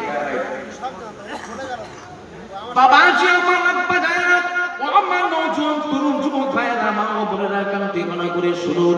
আমি এতগুলো উদাহরণ কেন টানলাম? নিশ্চয়ই কারণ আছে। আমি কেন এই 3 রকম পদ্ধতির মশলা আপনাদের কাছে উপস্থাপন করলাম? নিশ্চয়ই কারণ আছে, আপনাদেরকে বোঝানোর জন্য করেছি। বাবাজি আমার, এবার আমার নবী সাহাবীরা, আমার নবী আমার যেদিন ইন্তেকাল করেছিলেন, দিনটা ছিল সোমবার। সোমবার দিন ফজরের নামাজ যখন সাহাবীরা পড়ছিলেন, আমার নবী আমার সদর থেকে, বাবাজি আমার হুজরা থেকে পর্দাটা সরিয়ে যখন তাকালেন, আমার নবী সাহাবীরা নবীকে এক ওয়াক্ত না দেখলে থাকতে পারতেন না। সেই সাহাবীরা নবীকে দেখতে পারলেন না। 3 দিন না দেখতে পেয়ে যখন আমার নবী উঁকি মেরেছেন, এইভাবে পর্দা সরিয়েছেন, সাহাবীরা কিবলা পরিবর্তন করে আমার নবীর দিকে তাকিয়ে গেছে। নামাজটা ছেড়ে দেওয়ার মতো হয়ে গেল। আমার নবী বললেন, খবরদার সাহাবীরা রে, তোমরা নামাজ ছাড়বে না, ছাড়বে না। তাম্মা আলাইকুম বিসসালাহ, তোমরা তোমাদের নামাজটা পরিপূর্ণ করে নাও। বাবাজি আমার সাহাবীরা যে কিবলা পরিবর্তন করে আমার নবীর দিকে ঘুরে গেলেন, সাহাবীদের নামাজটা কি হবে? কেন এতক্ষণ আপনাদের মাসলা বলে দিলাম, সামনের দিকে তাকালে নামাজ হবে, বাম দিকে ডান দিকে তাকালে মাকরুহ হবে, যদি বডি ঘুরে যায় নামাজ হবে না। ফাসাদাস সালাত ফাতোয়া কাজী খানের মধ্যে আছে। আর আমার নবীকে দেখে সাহাবীরা কিবলা পরিবর্তন করে ঘুরে গেছে, এই নামাজটা কি হবে? আবার বলছে হয়ে যাবে, কেন হবে না? ঠিক আপনি ঠিক বলেছেন, নবীর জন্য নামাজ হবে, ফাতোয়া আমাদের জন্য। নবীর কাছে আপনি মাসলা খাড়াতে পারবেন না, পারবেন না, পারবেন না। বাবাজি আমার নবীর শান আল্লাহ কত দিয়েছেন দেখুন। আল্লাহ বললেন মুহাম্মদ অন্য কেউ নয়, আমি আল্লাহ জানিয়ে দিলাম মুহাম্মাদুর রাসূলুল্লাহ। মুহাম্মদ হলেন আমি আল্লাহ, আমার নবী। জোরে জোরে বল সুবহানাল্লাহ। ইবাদত করো আমার, তোমরা আমার ইবাদত করো। আমরা কার ইবাদত করি? আল্লাহর ইবাদত করি। আল্লাহ নিজেই বলছেন আমারও একটা ইবাদত আছে, আল্লাহরও একটা ইবাদত আছে। সেটা কি? সেটা হলো ইউসাল্লুনা আলান নবী, আমার নবীর উপরে দরুদ পাঠ করাটা আল্লাহর ইবাদত। জোরে জোরে বল সুবহানাল্লাহ। মাকাম দিয়েছেন, কি শান দিয়েছেন দেখুন। বান্দারে সাহাবীরা যখন নামাজ পড়তে পড়তে নবীর দিকে ঘুরে গেল, ও তো অন্য কোনো দিকে ঘুরে না। কিবলা পরিবর্তন হয়েছে সঠিক কথা, কিন্তু আমার নবী হলেন কিবলা কাবা, কাবা বিশ্ব নবী মুস্তাফা। আমার নবীর দিকে ঘোরার জন্য নামাজ কেবল হয়ে যাবে এমনটা নয়। আল্লাহ জানিয়ে দিলেন বান্দারে তোমাদের নামাজটা আমি আল্লাহ আমার দরবারে বেশি কবুলিয়াতের দাবি রাখলো। জোরে জোরে বল সুবহানাল্লাহ। নবী মানুষ আর আমরা মানুষ একই হবে? হবে না। সব জায়গায় সব মস্তাক খাটবে না। সাহাবীরা ঘুরে গেছে, নামাজ হয়ে গেছে, আমি আপনি ঘুরলে নামাজ হবে না।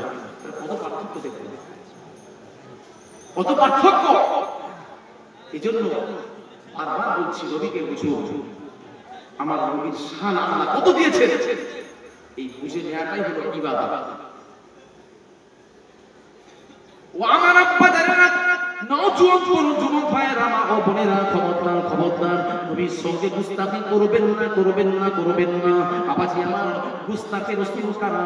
যারা নবীর দুশমন হবে তাদের বলা হয়। বাবাজি আমার তাদের তালিকাটা এই কিতাবের মধ্যে আপনি দেখতে পাবেন। এই কিতাবের নাম হলো তাহকিকুল মাসাইল। বাবাজি আমার ফুরফুরা দরবার শরীফের কিতাব, মুফতি বাংলা আসাম ফখরুল মুহাদ্দিসিন জুত্তাতুল আরিফিন আজ থেকে 45 বছর আগে আমার আব্বাজানকে বলতেন, আমার আব্বাজান লিখতেন, আমার আব্বাজান হুজুর কিবলা ছিলেন মুফতি আযম, মেজো হুজুর কিবলা খলিফা। 85 বছর বয়সে ইন্তেকাল করেছেন। বাবাজি আমার আব্বাজান লিখতেন, হুজুর কিবলা বলতেন, আব্বাজান লিখতেন। এই কিতাবের মধ্যে লেখা আছে মুফতি আযম মেজো হুজুর বলেছেন কারা নবীর দুশমন, ওহাবী কারা, তাদের তালিকা এখানে দিয়ে দিয়েছেন, পুরো লিস্ট পেয়ে যাবেন। বাবাজি আমার আমরা সিলসিলা ফুরফুরা শরীফ পড়ে দাবি করি, কিন্তু ফুরফুরা সিলসিলার মসলা কোনগুলো আমরা জানি না। মুজাদ্দিদ আমার কোনগুলো জায়েজ বলেছেন, কোনগুলো না জায়েজ বলেছেন আমরা জানি না। সমস্ত লিস্ট এর মধ্যে দেওয়া আছে, আপনারা জেনে নেবেন। এই কিতাবটা যদি কারোর বাড়িতে থাকেন, বাবাজি আমার মেজো হুজুর বললেন আমার কিতাব যার বাড়িতে থাকবে আমি আবু জাফর সিদ্দিক রাহমাতুল্লাহ আলাইহি জানিয়ে দিলাম আমার রুহানিয়াত তার বাড়িতে থাকবে। জোরে জোরে বল সুবহানাল্লাহ। বাবাজি আমাদের কি কিতাব পড়তে হবে, জানতে হবে। জানার কোনো শেষ আছে? জানার শেষ নেই। আমাদেরকে জানতে হবে এটা তো গুরুদের মাদ্রাসা। নিজেকে আমরা বলতে বাবা জলসার মাহফিলগুলো হলো গুরুদের মাদ্রাসা। তাহলে এখানে আপনি শিখবেন কোন কথা শিখবেন? শেখার জায়গা তো নাই, সময় ধরবেন। বাবাজি আমার আম্মা জানেন না আমার নবী নবীকে ভালোবেসেছিলেন আবু বকর। আবু বকর কোন আবু বকর? দেখুন কোন আবু বকর? আমার নবী আমার মসজিদ, আমার নবী আমার মক্কাতুল মুআজ্জামাতে 13 বছর দিনের দাওয়াত দিয়েছিলেন, তার মধ্যে 6 বছর নিজের মধ্যে রেখে দিয়েছিলেন। বাবাজি আমার হাতে গোনা কয়েকজনকে দাওয়াত দিয়েছিলেন। আমার নবী আমার ভয় ভয় করে দিনের দাওয়াত দিয়েছিলেন, কেননা মক্কার পরিবেশটা ভালো ছিল না। মক্কার পরিবেশটা, শহরটা ছিল জালিমদের শহর, জালিমদের শহরে পরিণত হয়ে গেছিল। বাবাজি আমার নবী আমার মক্কাতুল মুআজ্জামাতে, আমার নবী আমার মক্কাতে প্রথম পৃথিবীর একটা প্রথম মাদ্রাসা স্থাপন করেছিলেন। ও আমার আব্বা ভাইয়েরা, আপনার এলাকাতে বহু মাদ্রাসা দেখতে পাওয়া যায়, যায় না? মাদ্রাসার নাম দেওয়া হয়েছে মুজাদ্দিদ জামান দাদা হুজুর পীর কেবলা রাহমাতুল্লাহ আলাইহি, তারা পীর ও মুর্শিদের নামে একটা মাদ্রাসা করেছেন, ফুরফুরা ফাতিহিয়া টাইটেল মাদ্রাসা। পীরের নাম আমার আব্বাজান হুজুর কেবলা তার পীরের নামে মাদ্রাসার নাম দিয়েছেন মাদ্রাসা দারুন নাজাত আবু জাফরিয়া সিদ্দিকিয়া মাদ্রাসা। বাবাজি আমার আপনাদের এলাকাতে বহু মাদ্রাসা আছে, বহু নাম লেখা আছে, মাদ্রাসার নাম আছে। আমি আপনাদের কাছে জানতে চাই আমার নবী পৃথিবীর মধ্যে সবচাইতে প্রথম যে মাদ্রাসা স্থাপন করেছিলেন সেই মাদ্রাসার নামটা কি?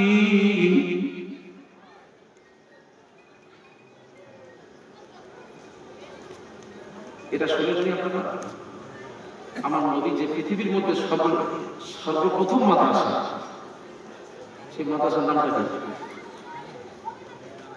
জানেন? তাহলে থাক, আমি বলতে যাচ্ছি না, অজানাই থাক, বললে আবার আপনি রেখে চলে যাবেন। ও শিখে নেবেন কেন? বেশি শিখলে তো চলে গেল দাদা। হ্যাঁ শেখা আছে, ঠিক আছে বাবাজি আমার। তাহলে এটা থাক, আমি বলছি তো, পরে আমরা যদি কখনো আনাই তখন আমি বলবো। হ্যাঁ তাহলে আমি নেমে চলে গেলে আপনার কানে কানে বলে দিই, বিদায় দেবো।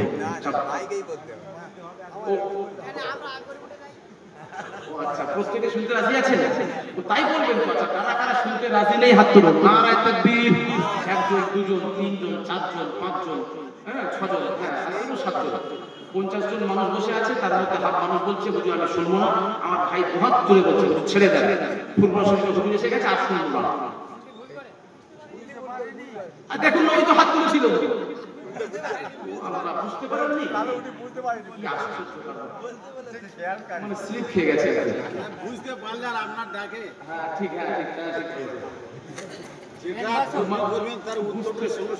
বুঝতে পারেনি। চাচা বলুন, চাচা বলুন।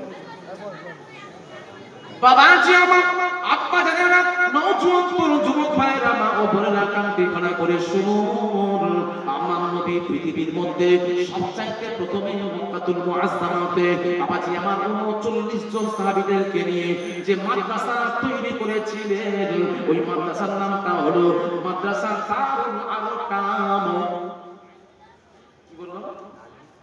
মাদ্রাসা দারুল আরকাম।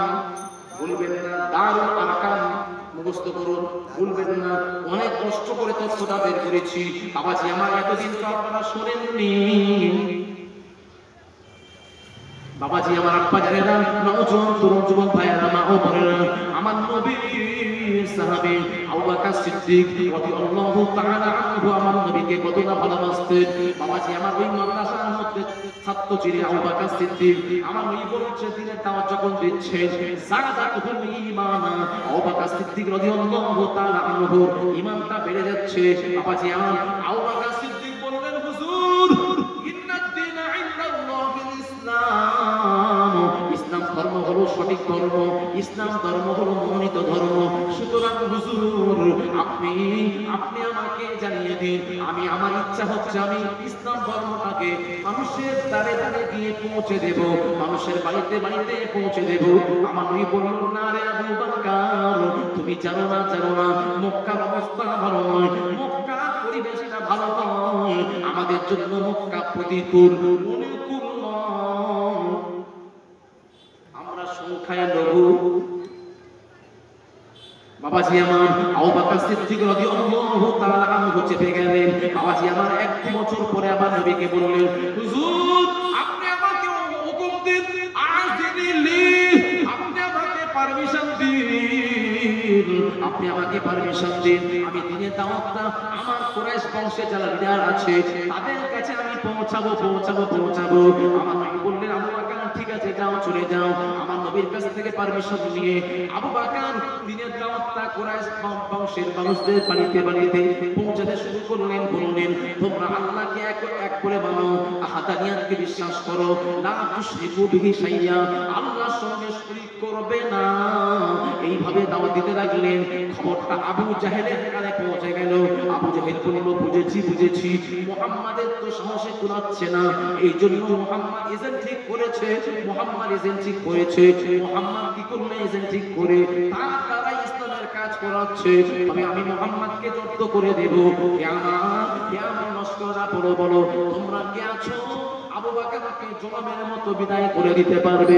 কয়েকজন উঠে গেল, হুজুর হে আমাদের মুনিব, আপনি বললে আমরা আবু বকরকে দুনিয়া থেকে বিদায় করতে পারবো। বলে ঠিক আছে চলে যাও।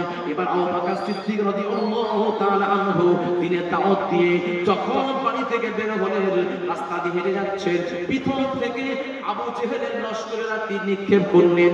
তীরটা সদরে আবু বকরের পিঠের উপরে বাবাজি আমার বিদ্ধ হয়ে গেছে, তো বল রক্ত বেরোচ্ছে। আবু বকর দুর্বল হয়ে গেছে, আবু বকর শুয়ে পড়েছেন, বেহুশ হয়ে গেছে। বাবাজি আমার তারা জেনে গেল আবু বকরকে দুনিয়া থেকে বিদায় করে দিয়েছি। ও আমার আব্বা জানেনা, আল্লাহ যাকে মারে, আল্লাহ যাকে রক্ষা করে, দুনিয়ার কোন মানুষ তাকে মারতে পারে না। আল্লাহ যাকে বাঁচাবে কেউ তাকে মারতে পারবে না। বাবাজি আমার তারা আবু জেহেলকে বললেন হে আবু জেহেল, আবু বকরকে দুনিয়া থেকে বিদায় করে দিয়ে এসেছি। আবু জেহেল খুবই খুশি। বাবাজি আমার খবরটা আবু বকরের আব্বার কানে পৌঁছে গেল। আবু বকরের আব্বা জানেন নাম হলো আবু কুহাফা। আবু কুহাফার কানে পৌঁছে গেল, ও আবু কুহাফা, আপনার সন্তান রাস্তাতে রক্তাক্ত শরীর নিয়ে পড়ে আছে, যান চলে যান। বাবা থাকতে পারলো না, কাঁদতে দৌড়াতে চলে গেল। গিয়ে দেখে না আবু বকর রক্তাক্ত শরীর নিয়ে পড়ে আছে, বিভিন্ন অবস্থাতে আছে। কাঁদন করে নিয়ে বাবাজি আমার বাড়িতে চলে এলেন। বাড়িতে চলে আসার পরে আবু বকরের মা মাথায় পানি দিচ্ছে, মাথায় পানি ঢালছেন। একদিন দুদিন 3 দিন পর্যন্ত হোশ ফিরল না। 3 দিনের মাথায় যখন হোশ না ফিরল, আবু বকর চোখটা করে তাকিয়ে দেখলেন আবু বকরের জবান থেকে বের হচ্ছে কাইফান নবী, আমার নবী কেমন আছেন, নবী কেমন আছেন। এই কথা শুনে আবু বকরের মা বলছেন বেটারে খবরদার, তোমার নাম নবীর নাম মুহাম্মাদের নাম নেবে না। মুহাম্মাদের জন্য তোমার আজকের এই দুর্দশা, তুমি আজকে মারা যাচ্ছিলে। খবরদার মুহাম্মাদের নাম নেবে না। সেই সময় আবু বকর চোখ ভরে পানি নিয়ে বলেছিলেন আমার জননী মা, আমি আমার নবী ছাড়া বাঁচতে পারবো না। আমার নবী কেমন আছেন একবার আমার কানে খবরটা দিতে হবে। মা দেখলেন সন্তান অসুস্থ অবস্থাতে বেশি ভেঙে পড়ছে, ওকে কাঁদতে দিলে হবে না। মা দৌড়াতে কি করলেন, বাবাজি আমার তারে আর কাম যেখানে আছে, যেখানে মাদ্রাসা, বাবাজি আমার সেখানে গিয়ে দেখলেন হযরত মুহাম্মদ তিনি কি করছেন, তার শিষ্যদেরকে নিয়ে দিনে দাওয়াত দিচ্ছেন। আম্মা জান থেকে এসে আবু বকরের কানে খবর পৌঁছালেন, ও বেটা আবু বকর, কেঁদো না, আমি নিজের চোখে দেখে এসেছি তোমার মুহাম্মদ, তোমার নবী ভালো আছেন, তোমার নবী দিনের দাওয়াত দিচ্ছে। কেঁদো না বেটা, কেঁদো না। তবে 3 দিন তুমি বেহুশ হয়েছিলে, তোমার শরীর থেকে অনেক রক্ত বেরিয়ে গেছে, তুমি দুর্বল হয়ে পড়েছো। আমি তোমার মা, তোমার জন্য 1 গ্লাস আঙ্গুরের জুস রেডি করেছি, আঙ্গুরের জুসটা পান করে নাও। তুমি আঙ্গুরের জুসটা খেয়ে নাও বাবা, খেয়ে নাও। সেই সময় আবু বকর সিদ্দিক রাদিয়াল্লাহু তাআলা আনহু কি বলেছিলেন দেখুন, বাবাজি আমার বলেছিলেন লা ইয়াসুকু তুআমান আও শারাবান হাত্তা আতান নবী সাল্লাল্লাহু আলাইহি ওয়াসাল্লাম। আবু বকর কাঁদতে বললেন, ও জননী মা, আমি কিছু খাবো না, কি কিছু পান করব না যতক্ষণ না আমার চামড়ার চোখে আমার নবীর চাঁদ মুখখানা না দেখি। জোরে জোরে বল সুবহানাল্লাহ। কি ভালোবাসা, কি মহব্বত। আমার নবীর সাহাবীদের মহব্বতের কথা যদি আপনাদের কাছে একটা তুলে ধরে না, আপনারা আশ্চর্য হয়ে যাবেন। তাদের ঈমান আর আমাদের ঈমান কত পার্থক্য। বাবাজি আমার, আব্বা জানেরা, নওজোয়ান তরুণ যুবক ভাইরা এবার কি করলেন? মা সহ্যে নিলেন যে সন্তান তো খাবে না, সন্তান মুহাম্মদকে দেখতে চান আমার নবীর কাছে। বাবাজি আমার, মায়ের কাঁধে হাত দিয়ে, মায়ের হাত দিয়ে কাঁধে হাত দিয়ে আবু বকর আস্তে আস্তে করে আমার নবীর দরবারে চলে গেল, তার আরকামে চলে গেল। আমার নবী দূর থেকে দেখলেন আবু বকর সিদ্দিক নিয়ে আসছে। আমার নবী কেমন দয়ার নবী দেখুন। আমার নবী আমার দৌড়ে চলে যাচ্ছেন। সাহাবী নবীর কাছে আসবেন কি, আমার নবী দৌড়ে আগে যাচ্ছেন। আবু বকরকে জড়িয়ে ধরলেন, বাবা আবু বকর তুমি কেমন আছো বলো। সেই সময় আবু বকর আমার নবীর ইউকব্বিলু ওয়াজহাইহি, এমক একটা চুমা দিলেন, হাতে চুমা দিলেন। হুজুর আমি আবু বকর ভালো আছি, আপনি কেমন আছেন বলুন, আপনি কেমন আছেন বলুন। আমি ভালো আছি আবু বকর, দেখি তোমার পিঠে কোন জায়গাতে ক্ষত হয়ে গেছে দেখি। আমার নবী আবু বকরের জুব্বাটা উঁচু করে দেখলেন আবু বকরের পিঠে তীর নিক্ষেপ হয়ে গেছে, হাড় পর্যন্ত ঠেকে গেছে, হাড় দেখা যাচ্ছে। আমার নবী এত কষ্ট পেলেন, আল্লাহর দরবারে হাত তুলে দোয়া করলেন, রব্বুল আলামিন, আল্লাহ গো আবু বকর মজলুম অবস্থাতে আছে, আল্লাহ গো আবু বকরের শরীরকে সুস্থ করে দিন। এই বলে আমার নবী দোয়া করছেন। তখন আবু বকর বলছেন, হুজুর আপনি কেবল আমার জন্য দোয়া করবেন না, আমার আম্মা জানের জন্য দোয়া করুন। কেননা আমার আম্মা জান এখনো পর্যন্ত ইসলামের ছত্রছায়াতে আসেন। আমার মায়ের জন্য দোয়া করুন। আমার নবী আমার আবু বকরের কথা শুনে রাফা ইয়াদাইহি ইলাস সামা, আসমানের দিকে হাত তুললেন, হাত তুলে আল্লাহর কাছে কাঁদছেন, দোয়া করছেন, আল্লাহুম্মা ইয়াহদিল উম্মি আবু বকর, আল্লাহুম্মা ইয়াহদিল উম্মি আবু বকর। আল্লাহ গো আবু বকরের মাকে আপনি হেদায়েত নসিব করুন। বাবাজি আমার, বন্দুকের গুলি মিস হবে তো আমার নবীর দোয়া মিস হবে না। আমার নবী হলেন মুস্তাজাবুদ দাওয়া। বাবাজি আমার নবীর হাত নামাতে দেরি, আল্লাহর দরবারে দোয়া কবুল হতে দেরি নয়।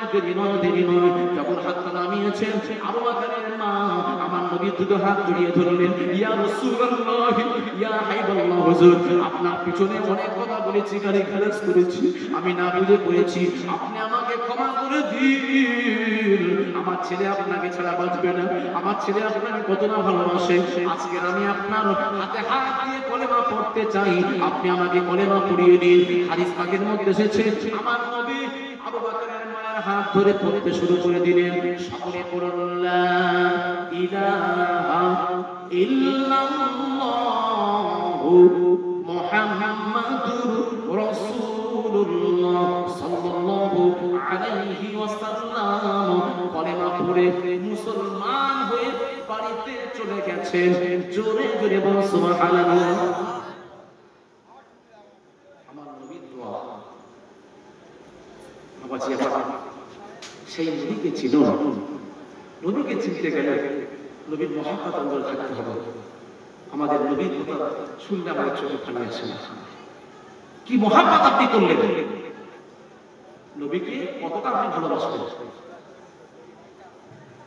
বাবাজি ও আমার আব্বা জানেরা, নওজোয়ান তরুণ যুবক ভাইয়েরা, মা ও বোনেরা, কান্তি খাড়া করে শুনুন। বলতে গিয়ে মনে পড়ে গেল ইসলামের দ্বিতীয় খলিফা নাম কি? ইসলামের দ্বিতীয় খলিফা উমর রাদিয়াল্লাহু তাআলা আনহু। বাবাজি আমার, কোন উমর? যে উমর একদিন আমার নবীকে তলোয়ার নিয়ে আমার নবী শরীর থেকে মুন্ডু আলাদা করতে গেছিলেন উমর। বাবাজি আমার, তখন আমার নবীর চাচা আমিরে হামজা ইসলাম কবুল করেছে। বাবাজি আমার, আমিরে হামজা ছিল আমার নবীর থেকে মাত্র 2 বছরের বড়। চাচা আর ভাতিজার বয়সের তফাৎ কত? 2 বছর। বাবাজি আমার নবী দুধ পান করেছে আবু লাহাবের দাসী সুয়াইবা, আমার নবীকে দুধ পান করিয়েছেন বাচ্চা অবস্থাতে। ওই সুয়াইবা আবার ওই সোয়েবা আমির হামজা রাদিয়াল্লাহু তাআলা আনহু আমার নবী চাচাকে দুধ পান করিয়েছেন। এই দিক থেকে আমার নবী আর নবীর চাচা দুধ ভাই। বাবাজি আমার আমির হামজা তীরন্দাজ নিয়ে ব্যতিব্যস্ত থাকতো। তিনি শিকার করতে ভালোবাসতেন। সকাল হয়ে চলে যেত মরুভূমিতে, আবার সন্ধ্যা ভরে বাড়িতে ফিরতেন। কুস্তি লড়তে পছন্দ করতেন। আমার নবী আমার তার কানে যে ইসলামের দাওয়াত দেবে এই সুযোগটা পাননি। সুযোগটা আমার নবী আমার পেলেন না। আমার নবী আমার একদিন কি করলেন, আবু জেহেল আমার নবীকে গালিগালাজ করেছেন, বড় ছোট কথা বলেছেন। মক্কার একজন মহিলা এই কথা শুনে কষ্ট পেয়ে গেছেন। বাবাজি আমার সন্ধ্যার সময়ে বাবাজি আমার আবু আমার নবী চাচা আমির হামজা রাদিয়াল্লাহু তাআলা আনহু আহিলেন। রাস্তার মধ্যে মহিলার সঙ্গে সাক্ষাৎ হয়ে যায়। ওই মহিলা বলছেন, হে আমির হামজা, আপনি কি আপনার ভাতিজা মুহাম্মদকে ভালোবাসেন না বাসেন না? বলে কেন, কি হয়েছে? আবু জেহেল ইচ্ছা মতো গালিগালাজ করেছে, আপনার ভাতিজাকে কত না কথা বলেছে, আপনার ভাতিজার চোখে পানি এসেছে। এই কথা শুনে বাবাজি আমার আবু জেহেলের রক্তাক্ত শরীর হয়ে গেল। বাবাজি আমার আমির হামজা রক্তাক্ত শরীর হয়ে গেছে। আজকের প্রতিশোধ নিয়ে আমি ছাড়বো, বাড়িতে আমি এখন আর প্রবেশ করবো না। বাবাজি আমার এসে দেখলেন কাবা শরীফের একটু দূরে আবু জেহেল কতগুলো লোককে নিয়ে মশওয়ারা করছে, সোলা পরামর্শ করছে। বাবাজি আমার সেখানে ওই জায়গাটার নাম হলো দারুন নাদওয়া। বাবাজি আমার ওখানে পরামর্শ করছে। এমন অবস্থায় আমির হামজা দূর থেকে আবু জেহেলকে লক্ষ্য করে তীর নিক্ষেপ করলেন। সজোরে তীরটা গিয়ে কপাল ভেদ করলেন। তীর কপাল ভেদ করে ঢুকে গেছে। বল করে রক্ত বেরোচ্ছে। আবু জেহেলের সাথীরা তারা আবু জেহেলকে মারার জন্য, প্রতিশোধ নেওয়ার জন্য উগ্র হয়ে দাঁড়িয়ে গেলেন। সেই সময় আবু জেহেল বলল, না রে, তোমরা পারবে না। আমির হামজার সঙ্গে পারবে না, তোমরা বসে পড়ো। বাবাজি আমার আমির হামজাকে মারতে বারণ করলেন। আমির হামজা বললেন, হে আবু জেহেল, তোর এত বড় সাহস, তুই আমার ভাতিজাকে গালিগালাজ করেছিস, আমার ভাতিজাকে বড় ছোট কথা বলেছিস। শুনে রেখে দে আজকে থেকে আমি আমির হামজা আনা দীনুক, আমি আজকে থেকে আমার নবীর ভাতিজা মুহাম্মাদের দিনটা কবুল করে নিয়েছি। জোরে বল সুবহানাল্লাহ। আমার ভাতিজা একা না, আমার ভাতিজার পাশে আমি আছি। খবরদার বুঝে শুনে কথা বলবি। এই বলে শাসিয়ে দিয়ে চলে এলেন। ও আমার আব্বারা, যখন আমির হামজা ইসলামের ছায়া ছত্র ছায়াতে এলেন, আমার নবীর বুকটা পাশান হয়ে গেল, বড় হয়ে গেল। আল্লাহ গো, আমার চাচা আমাকে কত না ভালোবাসে, ইসলামটাকে পছন্দ করেছে, মনে ভাব পড়েছে। আল্লাহ, আর একজন ব্যক্তিকে যদি আপনি ইসলামটা পছন্দ করিয়ে দেন, ইসলামটাকে কবুল যদি সে করে, তাহলে আমার জন্য ইসলামের কাজ মক্কার অলিতে গলিতে করাটা সহজ হয়ে যাবে। সেটা হলো উমর ফারুক। আমার নবী মনে মনে দোয়া করেছে, আল্লাহ গো, উমর ফারুককে ইসলামের ছত্র ছায়াতে নিয়ে আসো। কেননা সে আরেক পারওয়ান। যেমন আমির হামজা পারওয়ান, তার কথায় তার অস্তিত্ব, তার কথা শুনে মানুষ ভয় পায়। সে একজন বীরত্বের ভূমিকা রাখে। তদ্রূপ উমর ফারুক, তাকেও দেখে এলাকার মানুষ ভয় করে, তার মধ্যে গম্ভীরতা আছে। বাবাজি আমার ওই উমর খোলা তলোয়ার নিয়ে আমার নবীর দরবারে যখন আসতেছিলেন, বাবাজি আমার খবরটা পৌঁছে গেল। নিশ্চয়ই কোনো একটা কিছু হবে। কেননা মনে করলো এদিকে তো আছে কে, আমির হামজা মুহাম্মাদের পক্ষে, ওদিকে কাফেরদের পক্ষে আছে কে, উমর ফারুক। নিশ্চয়ই দুই বীর পালোয়ারের মধ্যে কিছু একটা হবে। সাহাবীরা এসে খবর দিচ্ছেন, ইয়া রাসূলুল্লাহ, ইয়া হাবিবাল্লাহ হুজুর, উমর তো তলোয়ার নিয়ে আসছে। খবরটা চাচা আমির হামজার কানে পৌঁছে গেল। চাচা বলল, ভয় করতে হবে না, আমি একাই যথেষ্ট। যত মহারথী আসুক না কেন, আমি একাই যথেষ্ট। কে বীর পালোয়ার আমার সামনে আসুক, আপনার গায়ে কে আঁচড় দেবে আমি দেখতে চাই। বাবাজি আমার নবীর পাশে চাচা দাঁড়িয়ে আছেন। এমন অবস্থায় আমার তলোয়ার উঁচু করতে আমার নবীর কাছাকাছি যখন গেছেন, তলোয়ারটা বাম হাতে চলে এলো, ওই তলোয়ারটা বাম হাত থেকে অটোমেটিক জমিনে পড়ে গেল। বাবাজি আমার জমিনে পড়ে গেল। ও আমার আব্বা জানেরা, আমার নবীর সামনে গিয়ে ওমর, বাবাজি আমার আলোর পাশে যেমন মোম থাকলে গলে যায়, মোম গলে যায়, ওমর ফারুক আমার নবীর সামনে গলে গেছেন, গলে গেছে, আর কথা বলতে পারছেন না, পারছেন না। বাবাজি আমার কবির ভাষায় কবি বলছেন, लेके तलवार फारूक ने घर से कत्ल करने चले थे नबी को, कत्ल करने चले थे नबी को। पास पूछे रो कर बोले, मेरे महबूब तू कलमा पढ़ा दे, अल्लाहुम्मा सल्ली अला मौलाना मुहम्मद व अला आलिहि।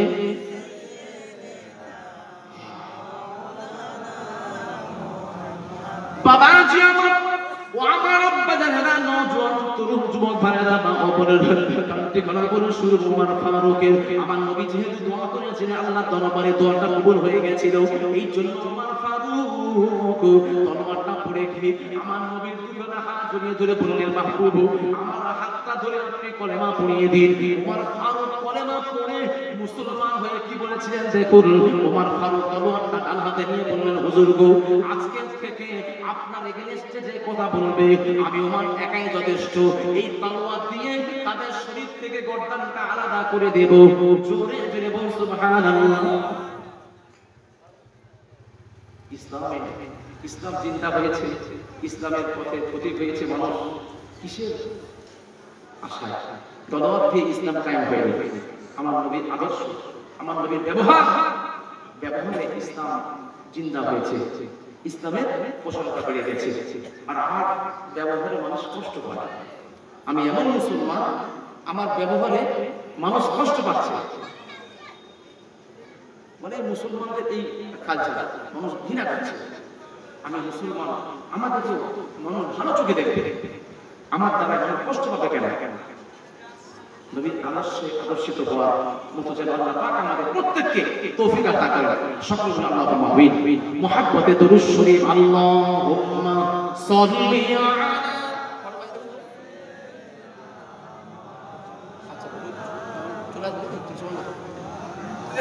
ওয়া আলা আলি সাইয়্যিদিনা।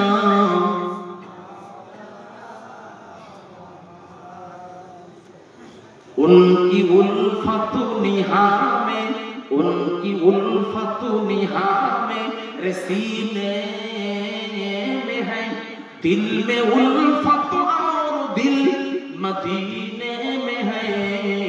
तालिबों को भला किस, तालिबों को भला किस तरह चंद हो, जब कमतलूब का मदीने में है। ला इलाहा इल्लल्लाह, जोरे जोरे ला इलाहा, ला इलाहा इल्लल्लाह। छोड़ो दुनिया का धर्म, छोड़ो दुनिया का धर्म और मदीने चलो। নবীর যারা আসে, নবীর যারা পাগল, তাদের কথা দেখেন। বাবাজি আমার মুফতি আযম মেজে হুজুর পীর কেবলা রাহমাতুল্লাহ আলাইহি ওয়া বারাকাতুহু, বাবাজি আমার মুফতি বাংলা সম্পূর্ণ হয় ফখরুল মুহাদ্দিসিন জুবতাতুল আরিফিন আবু জাফর সিদ্দিক রাহমাতুল্লাহ আলাইহি। তিনি তার স্বরচিত একটা কবিতা ছিল চালা আশাহ, বাবাজি আমার তিনি স্বরচিত কবিতা লিখেছে আরবিতে, আরবিতে লিখেছেন তার মনে নবীর আশিকে হয়ে, নবীর মুহাব্বতে ফানাফি রাসূল হয়ে কবিতা লিখেছেন আরবিতে, তারপরে ফারসিতে লিখেছেন, তারপরে কিতাবের শেষেতে বাবাজি আমার উর্দুতে কবিতা লিখতে লিখতে লিখতে লিখতে এক জায়গায় এসে হুজুর লিখছেন, ছোড়ো দুনিয়া কা দারো, ছোড়ো দুনিয়া কা দারো। আল্লাহ গো আমার দুনিয়া ভালো লাগে না, লাগে না।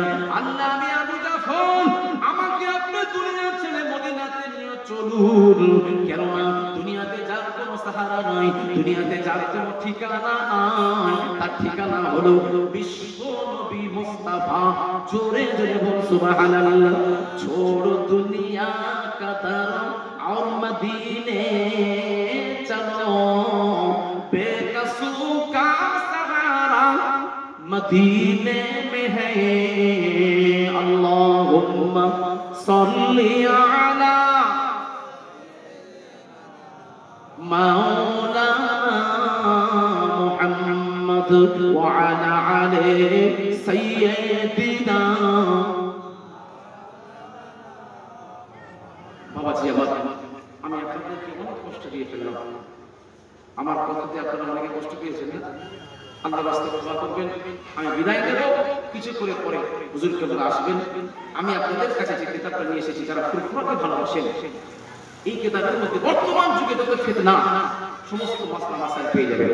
আপনি মারা গেছেন, আপনার ছেলেরা কি করে কবর দেওয়ার পরে খেজুর পাতা গাড়ে, কি দেয় না? এখন অনেক জায়গায় দেখবেন যে বলছেন খেজুর পাতা দেওয়া চলবে না। মুজাদ্দিদ জামান আদমকে সিলসিলা কি লেখা আছে, কি বলতে চাচ্ছে, তার মত কি? খেজুর পাতা দিতে হবে। কেন দিতে হবে? কারণ লেখা আছে। আপনি কবর জিয়ারতে যখন যান, কবরের ধারে গিয়ে সালাম দেন, আসসালামু আলাইকুম ইয়া আহলাল কবর, কি দেন? সালাম দিয়ে ওই কবরের দিকে মুখ করে দোয়া করেন, নাকি কবরটাকে পিছন করে কিবলার দিকে মুখ করে দোয়া করেন? কিন্তু এক শ্রেণী মৌলবী বেরিয়েছে, তারা বলছে না, তোমরা কবর দিকে পিছন করে কাবার দিকে পশ্চিম দিকে মুখ করে দোয়া করো।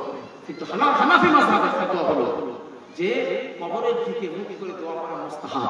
সেই কথাটা ফুরফুরার পীর মেজবুরি কেবলাকে লিখে গেছেন যে বাবা, তোমরা বাপের কবর জিয়ারত করতে গেছো, বাপের কবরের সামনে গিয়ে তোমার চোখের পানি ফেলবে, বাপের বাপকে সামনে রেখে দোয়া করলে যে মনের অ্যাক্টিভিটি হয়, আর বাপের কবরটার পিছন করে দোয়া করলে মনের অবস্থা একই হবে? একই হবে না। এই কিতাবটা বাবাজি আমার সিলসিলার স্বার্থে, আমি আমার জন্য নয়, সিলসিলার স্বার্থে অনেক ভালো কিতাব, দাম লেখা আছে 180 টাকা। এত দিতে হবে না, খালি প্রিন্টিং চার্জ। আপনারা জানেন ওই ছাপতে যে কত খরচ হয়। এই ছাপার যে খরচ, আপনারা যদি মনে করেন আমার খাদেম আপনাদের কাছে যাচ্ছে, 100 টাকা করে দিয়ে সিলসিলার জন্য 1 টাকা রাখতে পারেন। আমার খাদেম যাচ্ছে, আপনারা 1 টাকা রাখার চেষ্টা করুন। দুরূদ শরীফ, আল্লাহুম্মা সাল্লি আলা সাইয়্যিদিনা মাওলানা মুহাম্মদ ওয়া আলা আলি সাইয়্যিদিনা। বাবাজি, আমার আব্বাজানেরা, নওজোয়ান তরুণ যুবক ভাইয়েরা, মা ও বোনেরা, কান ঠিকানা করে শুনুন। আমার নবীকে ভালোবেসে দিয়েছেন ইসলামের দ্বিতীয় খলিফা ওমর ফারুক রাদিয়াল্লাহু তাআলা আনহু। কোন ওমর? যে ওমর যে রাস্তা দিয়ে হেঁটে যেত 40 দিন পর্যন্ত শয়তান সেই রাস্তা দিয়ে যেত না। শয়তান ওমরকে দেখে ভয় পেত। বাবাজি, আমার আব্বাজানেরা, নওজোয়ান তরুণ যুবক ভাইয়েরা, মা ও বোনেরা, ওমর রাদিয়াল্লাহু তাআলা আনহু। কোন ওমর? কোন ওমর? কোন ওমর? শুনে রেখে দেন, জেনে রেখে দেন। ওমর রাদিয়াল্লাহু তাআলা আনহু হজ পাকে গেছেন, কাবা বাইতুল্লাহ তওয়াফ করছেন। বাইতুল্লাহ তওয়াফ করতে করতে বাবাজি আমার কাবা শরীফে একটা পাথর লাগানো আছে। ওই পাথরটার নাম হলো হাজরে আসওয়াদ। কি পাথর? হাজরে আসওয়াদ। ওই পাথর বাবাজি আমার গুনাহ টেনে রাখার ক্ষমতা দেয়। ওই পাথরকে যখন চুমা দিতে গেছেন, পাথরের সামনে গিয়ে কি বলছেন জানেন? ওমর বলছেন ইন্নাকা আ'লামু হাজারুন, হে পাথর, আমি জানি নিশ্চয়ই তুমি পাথর। লা তাদুরু ওয়া লা তানফাউ, তুমি ক্ষতিও করতে পারো না, উপকারও করতে পারো না। ক্ষতিও করতে পারো না, উপকার করতে পারো না। তবে পাথর, শুনে রেখে দাও, জেনে রেখে দাও, ওয়ালাউলা রাআইতুন নবী সাল্লাল্লাহু আলাইহি ওয়াসাল্লাম ইয়াকবিলুকা মা ক্বাব্বালতুকা। এই পাথর রে, শোনো, আমি তোমাকে কোশ্চিন কালে চুমা দিতাম না। আমি তোমাকে চুমা দিতাম না। আমি চামড়ার চোখে দেখেছি আমার নবী তোমাকে চুমা দিয়েছে, এই জন্য আমি ওমর তোমাকে চুমা দিলাম। জোরে জোরে বল সুবহানাল্লাহ। নবী সাহাবীদের কি ভালোবাসা!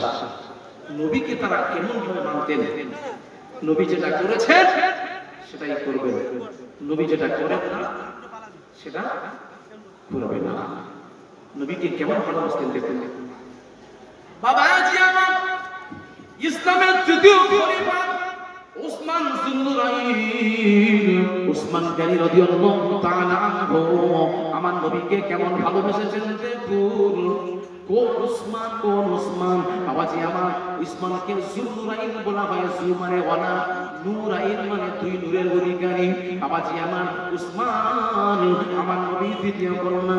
বাবাজি আমার, উম্মে রুকাইয়া, রুকাইয়া রাদিয়াল্লাহু তাআলা আনহার সঙ্গে আমার নবী উসমানকে বিয়ে দিয়েছিলেন, কিন্তু রোগগ্রস্ত অবস্থা হয়ে উসমানের স্ত্রী রুকাইয়া ইন্তেকাল হয়ে গেল। ইন্তেকালের পরে আমার নবী দ্বিতীয় জামাই খুঁজলেন না। আমার নবী উসমানকে নিয়ে আবার তৃতীয় কন্যা নাম হলো বাবাজি আমার উম্মে কুলসুম। উম্মে কুলসুমের সাথে নিকাহ পড়িয়ে দিলেন, বিয়ে পড়িয়ে দিলেন। বিয়ে পড়িয়ে দেওয়ার পরে আমার নবী উসমানকে বলছেন, বাবা উসমান, ও বাবা উসমান, আল্লাহ রাব্বুল আলামিন আমার যদি একটা একটা করে 100টা কন্যা সন্তান দিতেন, একটার পর একটা যদি ইন্তেকাল হয়ে যেত, আমি রাসূলুল্লাহ প্রত্যেক কন্যার সঙ্গে তোমার সঙ্গে বিয়ে দিতাম। তোমাকে ছাড়া আমি দ্বিতীয় কোন জামাই খুঁজতাম না। জোরে জোরে বলুন না সুবহানাল্লাহ। উসমান উনি জামাই আর আমি আপনি জামাই, দুই জামাই একই তো?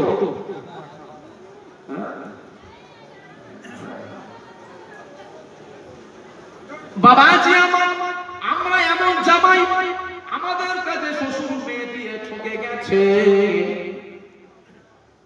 কি ঠকে গেছে? কেননা আমরা শ্বশুরকে শ্বশুর করতে শিখেছি, স্ত্রীকে চাপ দিচ্ছি, যা তোর বাপের কাছ থেকে 1 লাখ টাকা নিয়ে আয়, একটা বাইক কিনবো, একটা টোটো কিনবো, আজকে ঘর করবো, আজকে অমুক করবো। বিভিন্ন অজুহাত স্ত্রীকে চাপ দেয়া হচ্ছে। স্বামী বাবাজি আমার স্ত্রী গিয়ে বাপের কাছে কাঁদতে বলে, আপনার জামাই এই টাকা চেয়েছে, টাকা না দিলে আমাকে নেবে না। কত না আমরা চাপ সৃষ্টি করি। আমরা এমন জামাই, এই জামাই আমার এই জামাই পেয়ে শ্বশুর মশাই ঠকে গেছে, তাই তো নাকি? তবে আপনাদের এলাকাতে দেবীসভার গ্রাম তো এদিকে সব নেই। আপনি যত বলেন ওইখানে টাকা আনলে মোবাইল কিনবে। মোবাইল তো ছোট ব্যাপার, মোবাইলের দাম কত? 10,000 টাকা, 20,000 টাকা। কিন্তু আমাদের ওই ড্রাইভার ভাড়াতে না, তারা বলছিল তারা দাবি করে 1 লাখ টাকা। ওই এখন সে বাইকগুলো দাম প্রচুর, দেখেন না হেলে চালায়, তো বাইকগুলো দাম অনেক। আপনাদের এলাকার দেবী সেবাটার মানুষরা জামাইরা খুব ভালো, স্ত্রীদের এভাবে চাপ দেয় না। বাবাজি আমার, খবরদার নিজের শ্বশুরকে আব্বাকে যেমন ভালোবাসেন, শ্বশুরকে ভালোবাসতে শিখুন। শ্বশুরকে যদি খাবার কিনে দেন, শ্বশুরকে কখনো চাপ দেবেন না। আর ওসমান গনি এমন একটা জামাই, আমার নবী ইন্তেকাল করছে কন্যা, দ্বিতীয় মেয়ের সঙ্গে বিয়ে দিচ্ছেন, অন্য জামাই খুঁজছে না। আর আমাদের বউ মরে যাবে না, আমি এখানে মনে করছি শালীন নেব, আমার শ্বশুর দেবে, এত সহজ নয়। বাবাজি আমার, আব্বা জানেন, আমাদেরকে ইসলামের পথে পথে দিতে হবে। আমরা যদি শরিয়াতের মানুষ হয়ে যাই, আমরা যদি শরিয়াতকে মান্যতা দিই, দেখবেন আমাদের কাছে মানুষ শিক্ষা নেবে। মানুষ আমাদের থেকে বলে না, সত্যি ওই মানুষটা ভালো, ওর মধ্যে খারাপই নেই। কিন্তু আমি দাড়ি রেখেছি, টুপি রেখেছি, নামাজ পড়ছি, মানুষকে ধোঁকা দিচ্ছি, আল কেটে কেটে জমিটাকে বাড়িয়ে দিচ্ছি। আমি জানি, বুঝতে পারছি যে আমার আলটা, আমার জমি বাড়ছে, মনে মনে খুশি হচ্ছি, আমরা এই নামাজ। কিন্তু আল্লাহ কি বলছেন? ইন্নাস সালাতা তানহা আনিল ফাহশাই ওয়াল মুনকার। নিশ্চয়ই নামাজ তোমার সমস্ত খারাপি থেকে দূরে রাখবে। তাহলে আমি নামাজ পড়লাম আর মানুষকে ফাঁকি দিলাম, নামাজ পড়লাম মিথ্যা কথা বললাম, নামাজ পড়লাম চুরি করলাম, তাহলে এই নামাজ কি আমাকে বাঁচাতে পারলো? তাহলে কি আল্লাহর কথা ভুল? না আপনার মধ্যে ভুল আছে? কোনটা? আপনার মধ্যে করতে ভুলেছে। আপনি নামাজ পড়ছেন, আপনার মধ্যে সেই ময়লা এখনই রয়ে গেছে। বাবাজি আমার আব্বা যারা নওজোয়ান তরুণ যুবক ভাইয়েরা ও আমার মা ও বোনেরা কান্তিখানা করে শুনুন, উসমান গনি রাদিয়াল্লাহু তাআলা আনহুকে আমার নবী আমার সুলাহ হুদাইবিয়া যখন হয়েছিল, সুলাহ হুদাইবিয়া সন্ধি যখন হয়েছিল 6ষ্ঠ হিজরিতে, আমার নবী আমার বাবাজি আমার সুলাহ হুদাইবিয়ার জন্য একদিন নয় দুদিন নয় দীর্ঘদিন ওই হুদাইবিয়া যেমন জায়গাতে বাবাজি আমার নবী সাহাবীদেরকে আটকে দেওয়া হয়েছিল। কাফেররা ঢুকতে দেয়নি কোথায়? মক্কাতে। কাফেররা বলল না রে না না, মুহাম্মদ সঙ্গী সাথীরা তারা বাইতুল্লাহ ঢুকতে পারবে না। কেন না? একসঙ্গে 1400 সাহাবীকে নিয়ে আসছে, মানে তারা আমাদের উপরে আক্রমণ করতে আসছে।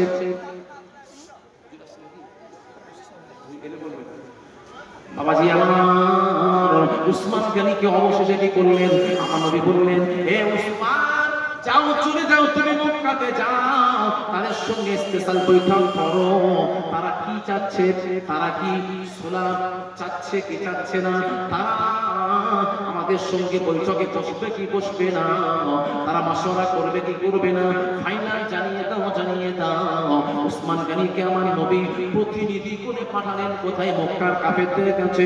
উসমান গনিকে বললেন, ও ভাইরা তোমরা জানিয়ে দাও, তোমরা পরিষ্কার জানিয়ে দাও, তোমরা কি সুলাহ হুদাইবিয়া সন্ধি মানবে কি মানবে না? সন্ধি করতে চাও কি চাও না? তখন তারা কি বলেছিল? ও ভাই উসমান, কোন মতেই এই বছরে মুহাম্মদ তার সঙ্গী সাথীদেরকে বাইতুল্লাহ তওয়াফ করতে যাওয়া হবে না, মক্কাতে প্রবেশ করতে দেওয়া হবে না। আপনি গিয়ে বলে দিন এই বছর যেন তারা ফিরে যায়, এই বছর যেন তারা চলে যায়, পরে আমরা ভাববো। বাবাজি আমার মক্কা কাফেররা উসমানকে বলেছিল, ও ভাই উসমান, আপনি যখন এসে গেছেন ওই তো বাইতুল্লাহ দেখতে পাচ্ছেন, খানায়ে কাবা, আপনি খানায়ে কাবাটা মন ভরে একবার তপ করে নিন। উসমান গনি চোখে টপ করে পানি প্রসাব করে গেল, চোখ ভরা পানি নিয়ে উসমান তার তো হৃদয় নিয়ে বলেছিল, লা ইয়াতুফু হাত্তা ইয়াতুফান নবী সাল্লাল্লাহু আলাইহি ওয়াসাল্লাম। আমি উসমান, হে মক্কার কাফেররা শোনো, আমি উসমান, আমার কাছে বাইতুল্লাহ খানায়ে কাবা বড় নয়, আমার কাছে আমার নবীর মুহাব্বতটা বড়। আমি খানায়ে কাবা তপ করব না, কেন না আমার নবী তপ করেনি, আমার নবীকে আটকে দিয়েছো তোমরা। আমি কাবা দেখে ফিরে যাব, তবুও কাবা তপ করতে রাজি নাই। জোরে বলুন না সুবহানাল্লাহ। বুঝতে পারলেন সাহাবীদের ঈমান কি? আর আমরা বলে সুযোগে সদ্ব্যবহার। যদি একবার সুযোগ পেয়ে যাই আমরা সদ্ব্যবহার করে ছাড়ব কি, তাই তো নাকি? কিন্তু আমার নবী সাহাবীদের ঈমান দেখেন। আমার নবী কি উসমানকে বারণ করেছিল, উসমান তুমি মক্কা শরীফে যাবে, খবরদার কিন্তু তওয়াফ করবে না, এরকম কোনো নিষেধাজ্ঞা আমার নবী করেছিলেন? করেননি। কিন্তু উসমানের বিবেক বলছে যে আমার নবীকে বাদ দিয়ে আমি কোনোদিন আগে বেড়ে কাবা জিয়ারত করতে চাই না। কেন? আমার নবী হলেন কাবার কাবা। জোরে বলুন না সুবহানাল্লাহ।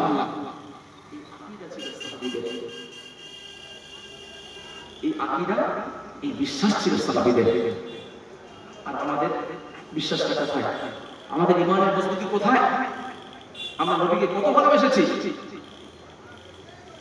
বাবা জি আমার ও আমার দেবী সবার গ্রামবাসী আব্বা জানেরা, নওজোয়ান তরুণ যুবক ভাইয়েরা, বাবা বোনেরা, কান ঠিকানা করে শুনুন। ইসলামের চতুর্থ খলিফা শেরে খোদা আলী কারামাল্লাহু ওয়াজহাহু, কোন আলী দেখুন যে আলী বাচ্চাদের মধ্যে সবচাইতে প্রথম ইসলাম কবুল করেছিলেন। আলীর বয়স মাত্র 8 বছর। 8 বছর বয়সে আমার নবীর হাতে হাত দিয়ে কলেমা পড়ে মুসলমান হয়েছিলেন। ও আমার আব্বা জানেরা, 8 বছরের বাচ্চারা কত আর বোঝে? বাবাজি আমার আলী জীবনে শিরক করে না। আলীর ভূমিষ্ঠতা কোথায়? ও আমার আব্বা জানেরা, পৃথিবীর সবচাইতে শ্রেষ্ঠ জায়গা কোনটা? পৃথিবীর সবচাইতে শ্রেষ্ঠ জায়গা কোনটা? কাবা শরীফ। ইন্না আওয়ালা বাইতি উদিয়া লিন-নাসি লাল্লাযী বিবাক্কা। কাবা হলো মুসলমানদের ইবাদতের ঘর। ওই কাবার মধ্যে পৃথিবীর কেউ ভূমিষ্ঠ হয় না। কাবা শরীফের মধ্যে একজন ভূমিষ্ঠ হয়েছিল, সে হলো শেরে খোদা আলী কাররামাল্লাহু ওয়াজহাহু। জোরে জোরে বলুন সুবহানাল্লাহ। কাবার মতো জায়গা যে ভূমিষ্ঠ হয়েছে কোন আলেম? আলীকে আমার নবী বললেন, আনা মাদিনাতুল ইলমি ওয়া আলিয়ুন বাবুহা। আমি হলাম এই শহরের জ্ঞান, সেই জ্ঞানের দরওয়াজা হলো আলী।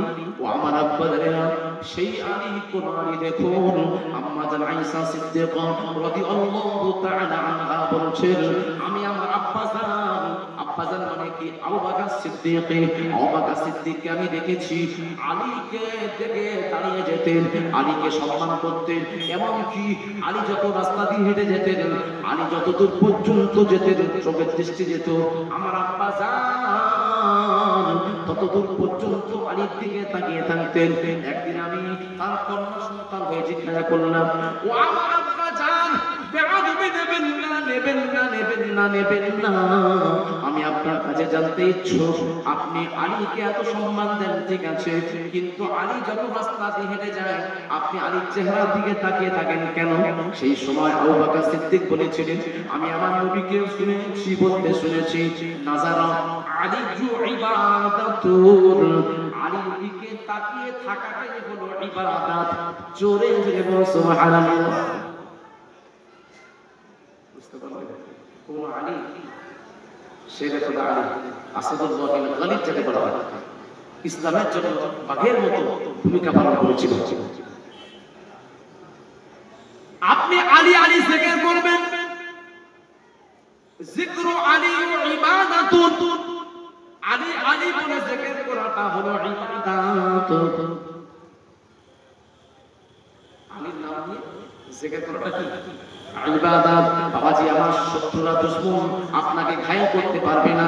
আপনি প্রত্যেকদিন যদি 11 বার ইয়া আলী ইয়া আলী ইয়া আলী পড়েন, আপনার যে শত্রু আছে সে আপনাকে ক্ষতি করতে পারবে না। এগুলো তাবিজের কিতাবের মধ্যে আমার কিতাবের মধ্যে বাবাজি আমার ইসলামের চতুর্থ খলিফা শেরে খোদা আলী কাররামাল্লাহু ওয়াজহাহু। কোন আলী দেখুন বাবাজি আমার নবীকে কত না ভালোবেসেছেন। খাইবারের যুদ্ধ চলছিল, আমার নবী আমার একটু অসুস্থতা বোধ করছিলেন। খাইবারের যুদ্ধের সময় আমার নবী বললেন, আমার নবী আমার আসরের নামাজ আদায় করে নিয়েছিলেন। যুদ্ধের ময়দানে জামাতবদ্ধভাবে একসঙ্গে কেউ নামাজ পড়তেন না, দুজন তিনজন ভাবে নামাজ পড়তেন, কেননা একসঙ্গে নামাজ পড়তে গেলে শত্রুরা ঘায়েল করবে, এই জন্য তারা একা একা নামাজ পড়তেন। আমার নবী খাইবারের যুদ্ধ চলাকালীন নামাজ পড়ে নিয়েছেন, আসরের নামাজটা পড়ে নেওয়ার পরে আমার নবী আলীকে বলছেন, ও বাবা জামাতা আলী, আমার শরীরটা খারাপ লাগছে, তুমি একটু বসে পড়ো, তোমার কোলে আমি মাথা রাখতে চাই। আলী বললেন, ইয়া রাসূলুল্লাহ, ইয়া হাবিবাল্লাহ হুজুর, অবশ্যই আপনি আমার কোলে মাথা দেবেন। বাবাজি আমার আলীর কোলে আমার নবী মাথা দিলেন। আমার নবী আমার আলী কি করছেন? নবীর মাথা আঁচড়ে দিচ্ছেন, মাথা মেসেজ করে দিচ্ছেন। আমার নবী আমার ঘুমিয়ে পড়েছেন। এবার আলীর মনের মধ্যে চিন্তা হচ্ছে, আল্লাহ গো আমার কিন্তু আসরের নামাজটা পড়া হলো না। আল্লাহ গো আল্লাহ, সূর্য আস্তে আস্তে করে ডুবে যায়, সূর্য ডুবে যেতে লাগলো। শেরে খোদা আলী কাররামাল্লাহু ওয়াজহাহু একবার সূর্যের দিকে তাকায়, দুনিয়ার সূর্য, আর একবার নবুয়তের সূর্যের দিকে তাকায়। নবুয়তের সূর্য কোথায় আছে? কোলের মধ্যে আছে।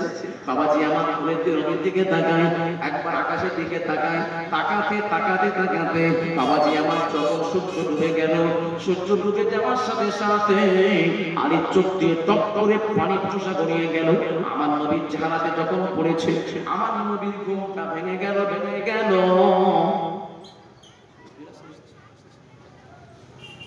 আমার নবীর ঘুমটা ভেঙে গেল। আমার নবী বলছে, আলী মা ইয়াবকি ইয়া আলী, ও বাবা আলী কেন কাঁদছো, কি হয়েছে বলো? হুজুর কিছু হয়নি। না তোমার চোখে পানি কেন, কি হয়েছে? সেই সময় আলী বললেন, ইয়া রাসূলুল্লাহ, আমার আসরের নামাজটা কাজা হয়ে গেছে, আসরের নামাজটা পড়া হয়নি, সূর্য ডুবে গেছে।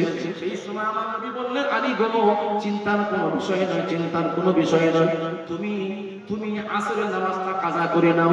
সেই সময় আলী বলেছিলেন, ইয়া রাসূলুল্লাহ, ইয়া হাবিবাল্লাহ, হুজুর আমি আলী খিদমত আপনার করেছি, আপনার খিদমত করে আমি আলী নামাজ কাজা চাই না, আমি আলী নামাজটা আদা চাই। সেই সময় নবী বললেন, আলী গো, তুমি কি নামাজ আদায় করতে চাও? জি হ্যাঁ। আল্লাহ দরবারে আমার নবী হাত তুলেছেন, আল্লাহ গো, আল্লাহুম্মা ইন্না আলী জান তাআতিকা ওয়া তাআতি রাসূলিক। আল্লাহ গো, আলী আমার খিদমত করেছে, আপনার খিদমত করেছে, আমার খিদমত মানে আপনার খিদমত। আল্লাহ গো, আমি দোয়া করি ফরদুদ আলাইহিস সালাম, সূর্যটাকে আবার আপনি ফিরিয়ে দিন। জোরে জোরে বল সুবহানাল্লাহ। হুজুর আসছেন নাকি? না আসলে নামাজ পড়ছি না। তাহলে বলছি মাটা কথা বলে কেন? বললো আসবে তাই। আমি অস করছি, আবার ও কে আসবে? অস করবে নাকি? এদিকে অস করবে? সেটা বলবে তো না। নামাজ পড়ছে, ইনি কি 10 মিনিট করবে? ও আচ্ছা হ্যাঁ, সেটা তো বলতে হবে। বাবাজি আমার, আমি আপনাদের খিদমত থেকে বিদায় নিলাম। আমার কথার মধ্যে যদি আপনারা কোনো রকম কষ্ট পেয়ে থাকেন, আল্লাহর রাস্তায় ক্ষমা করবেন না। কি চাচা, ক্ষমা করবেন তো? আল্লাহর রাস্তায় মাফ করে দেবেন। আর আপনারা আপনার বক্তা ভাই এসেছেন, আপনার ওনার মুখ থেকে কথা শুনুন, তারপরে হুজুর কিবলা নামাজ পড়ছে আসবেন, তিনি আখিরি মিলাদ করবেন। ওয়া আখিরু দাওয়ানা আনিল হামদুলিল্লাহি রাব্বিল আলামিন। মুহাব্বতে দুরূদ শরীফ, আল্লাহুম্মা কি করতে বললে আমার? আরে আমি যে ছিলাম আচ্ছা ঠিক আছে, ভালো আছে। এইটা অফ করুন তো, এইটা অফ করুন। কোথায় গেল? না না, শরীয়ত বিরোধী আবার চলছে, চলুন কোন এটা অফ করে। ঠিক বলেছেন, অপোজিট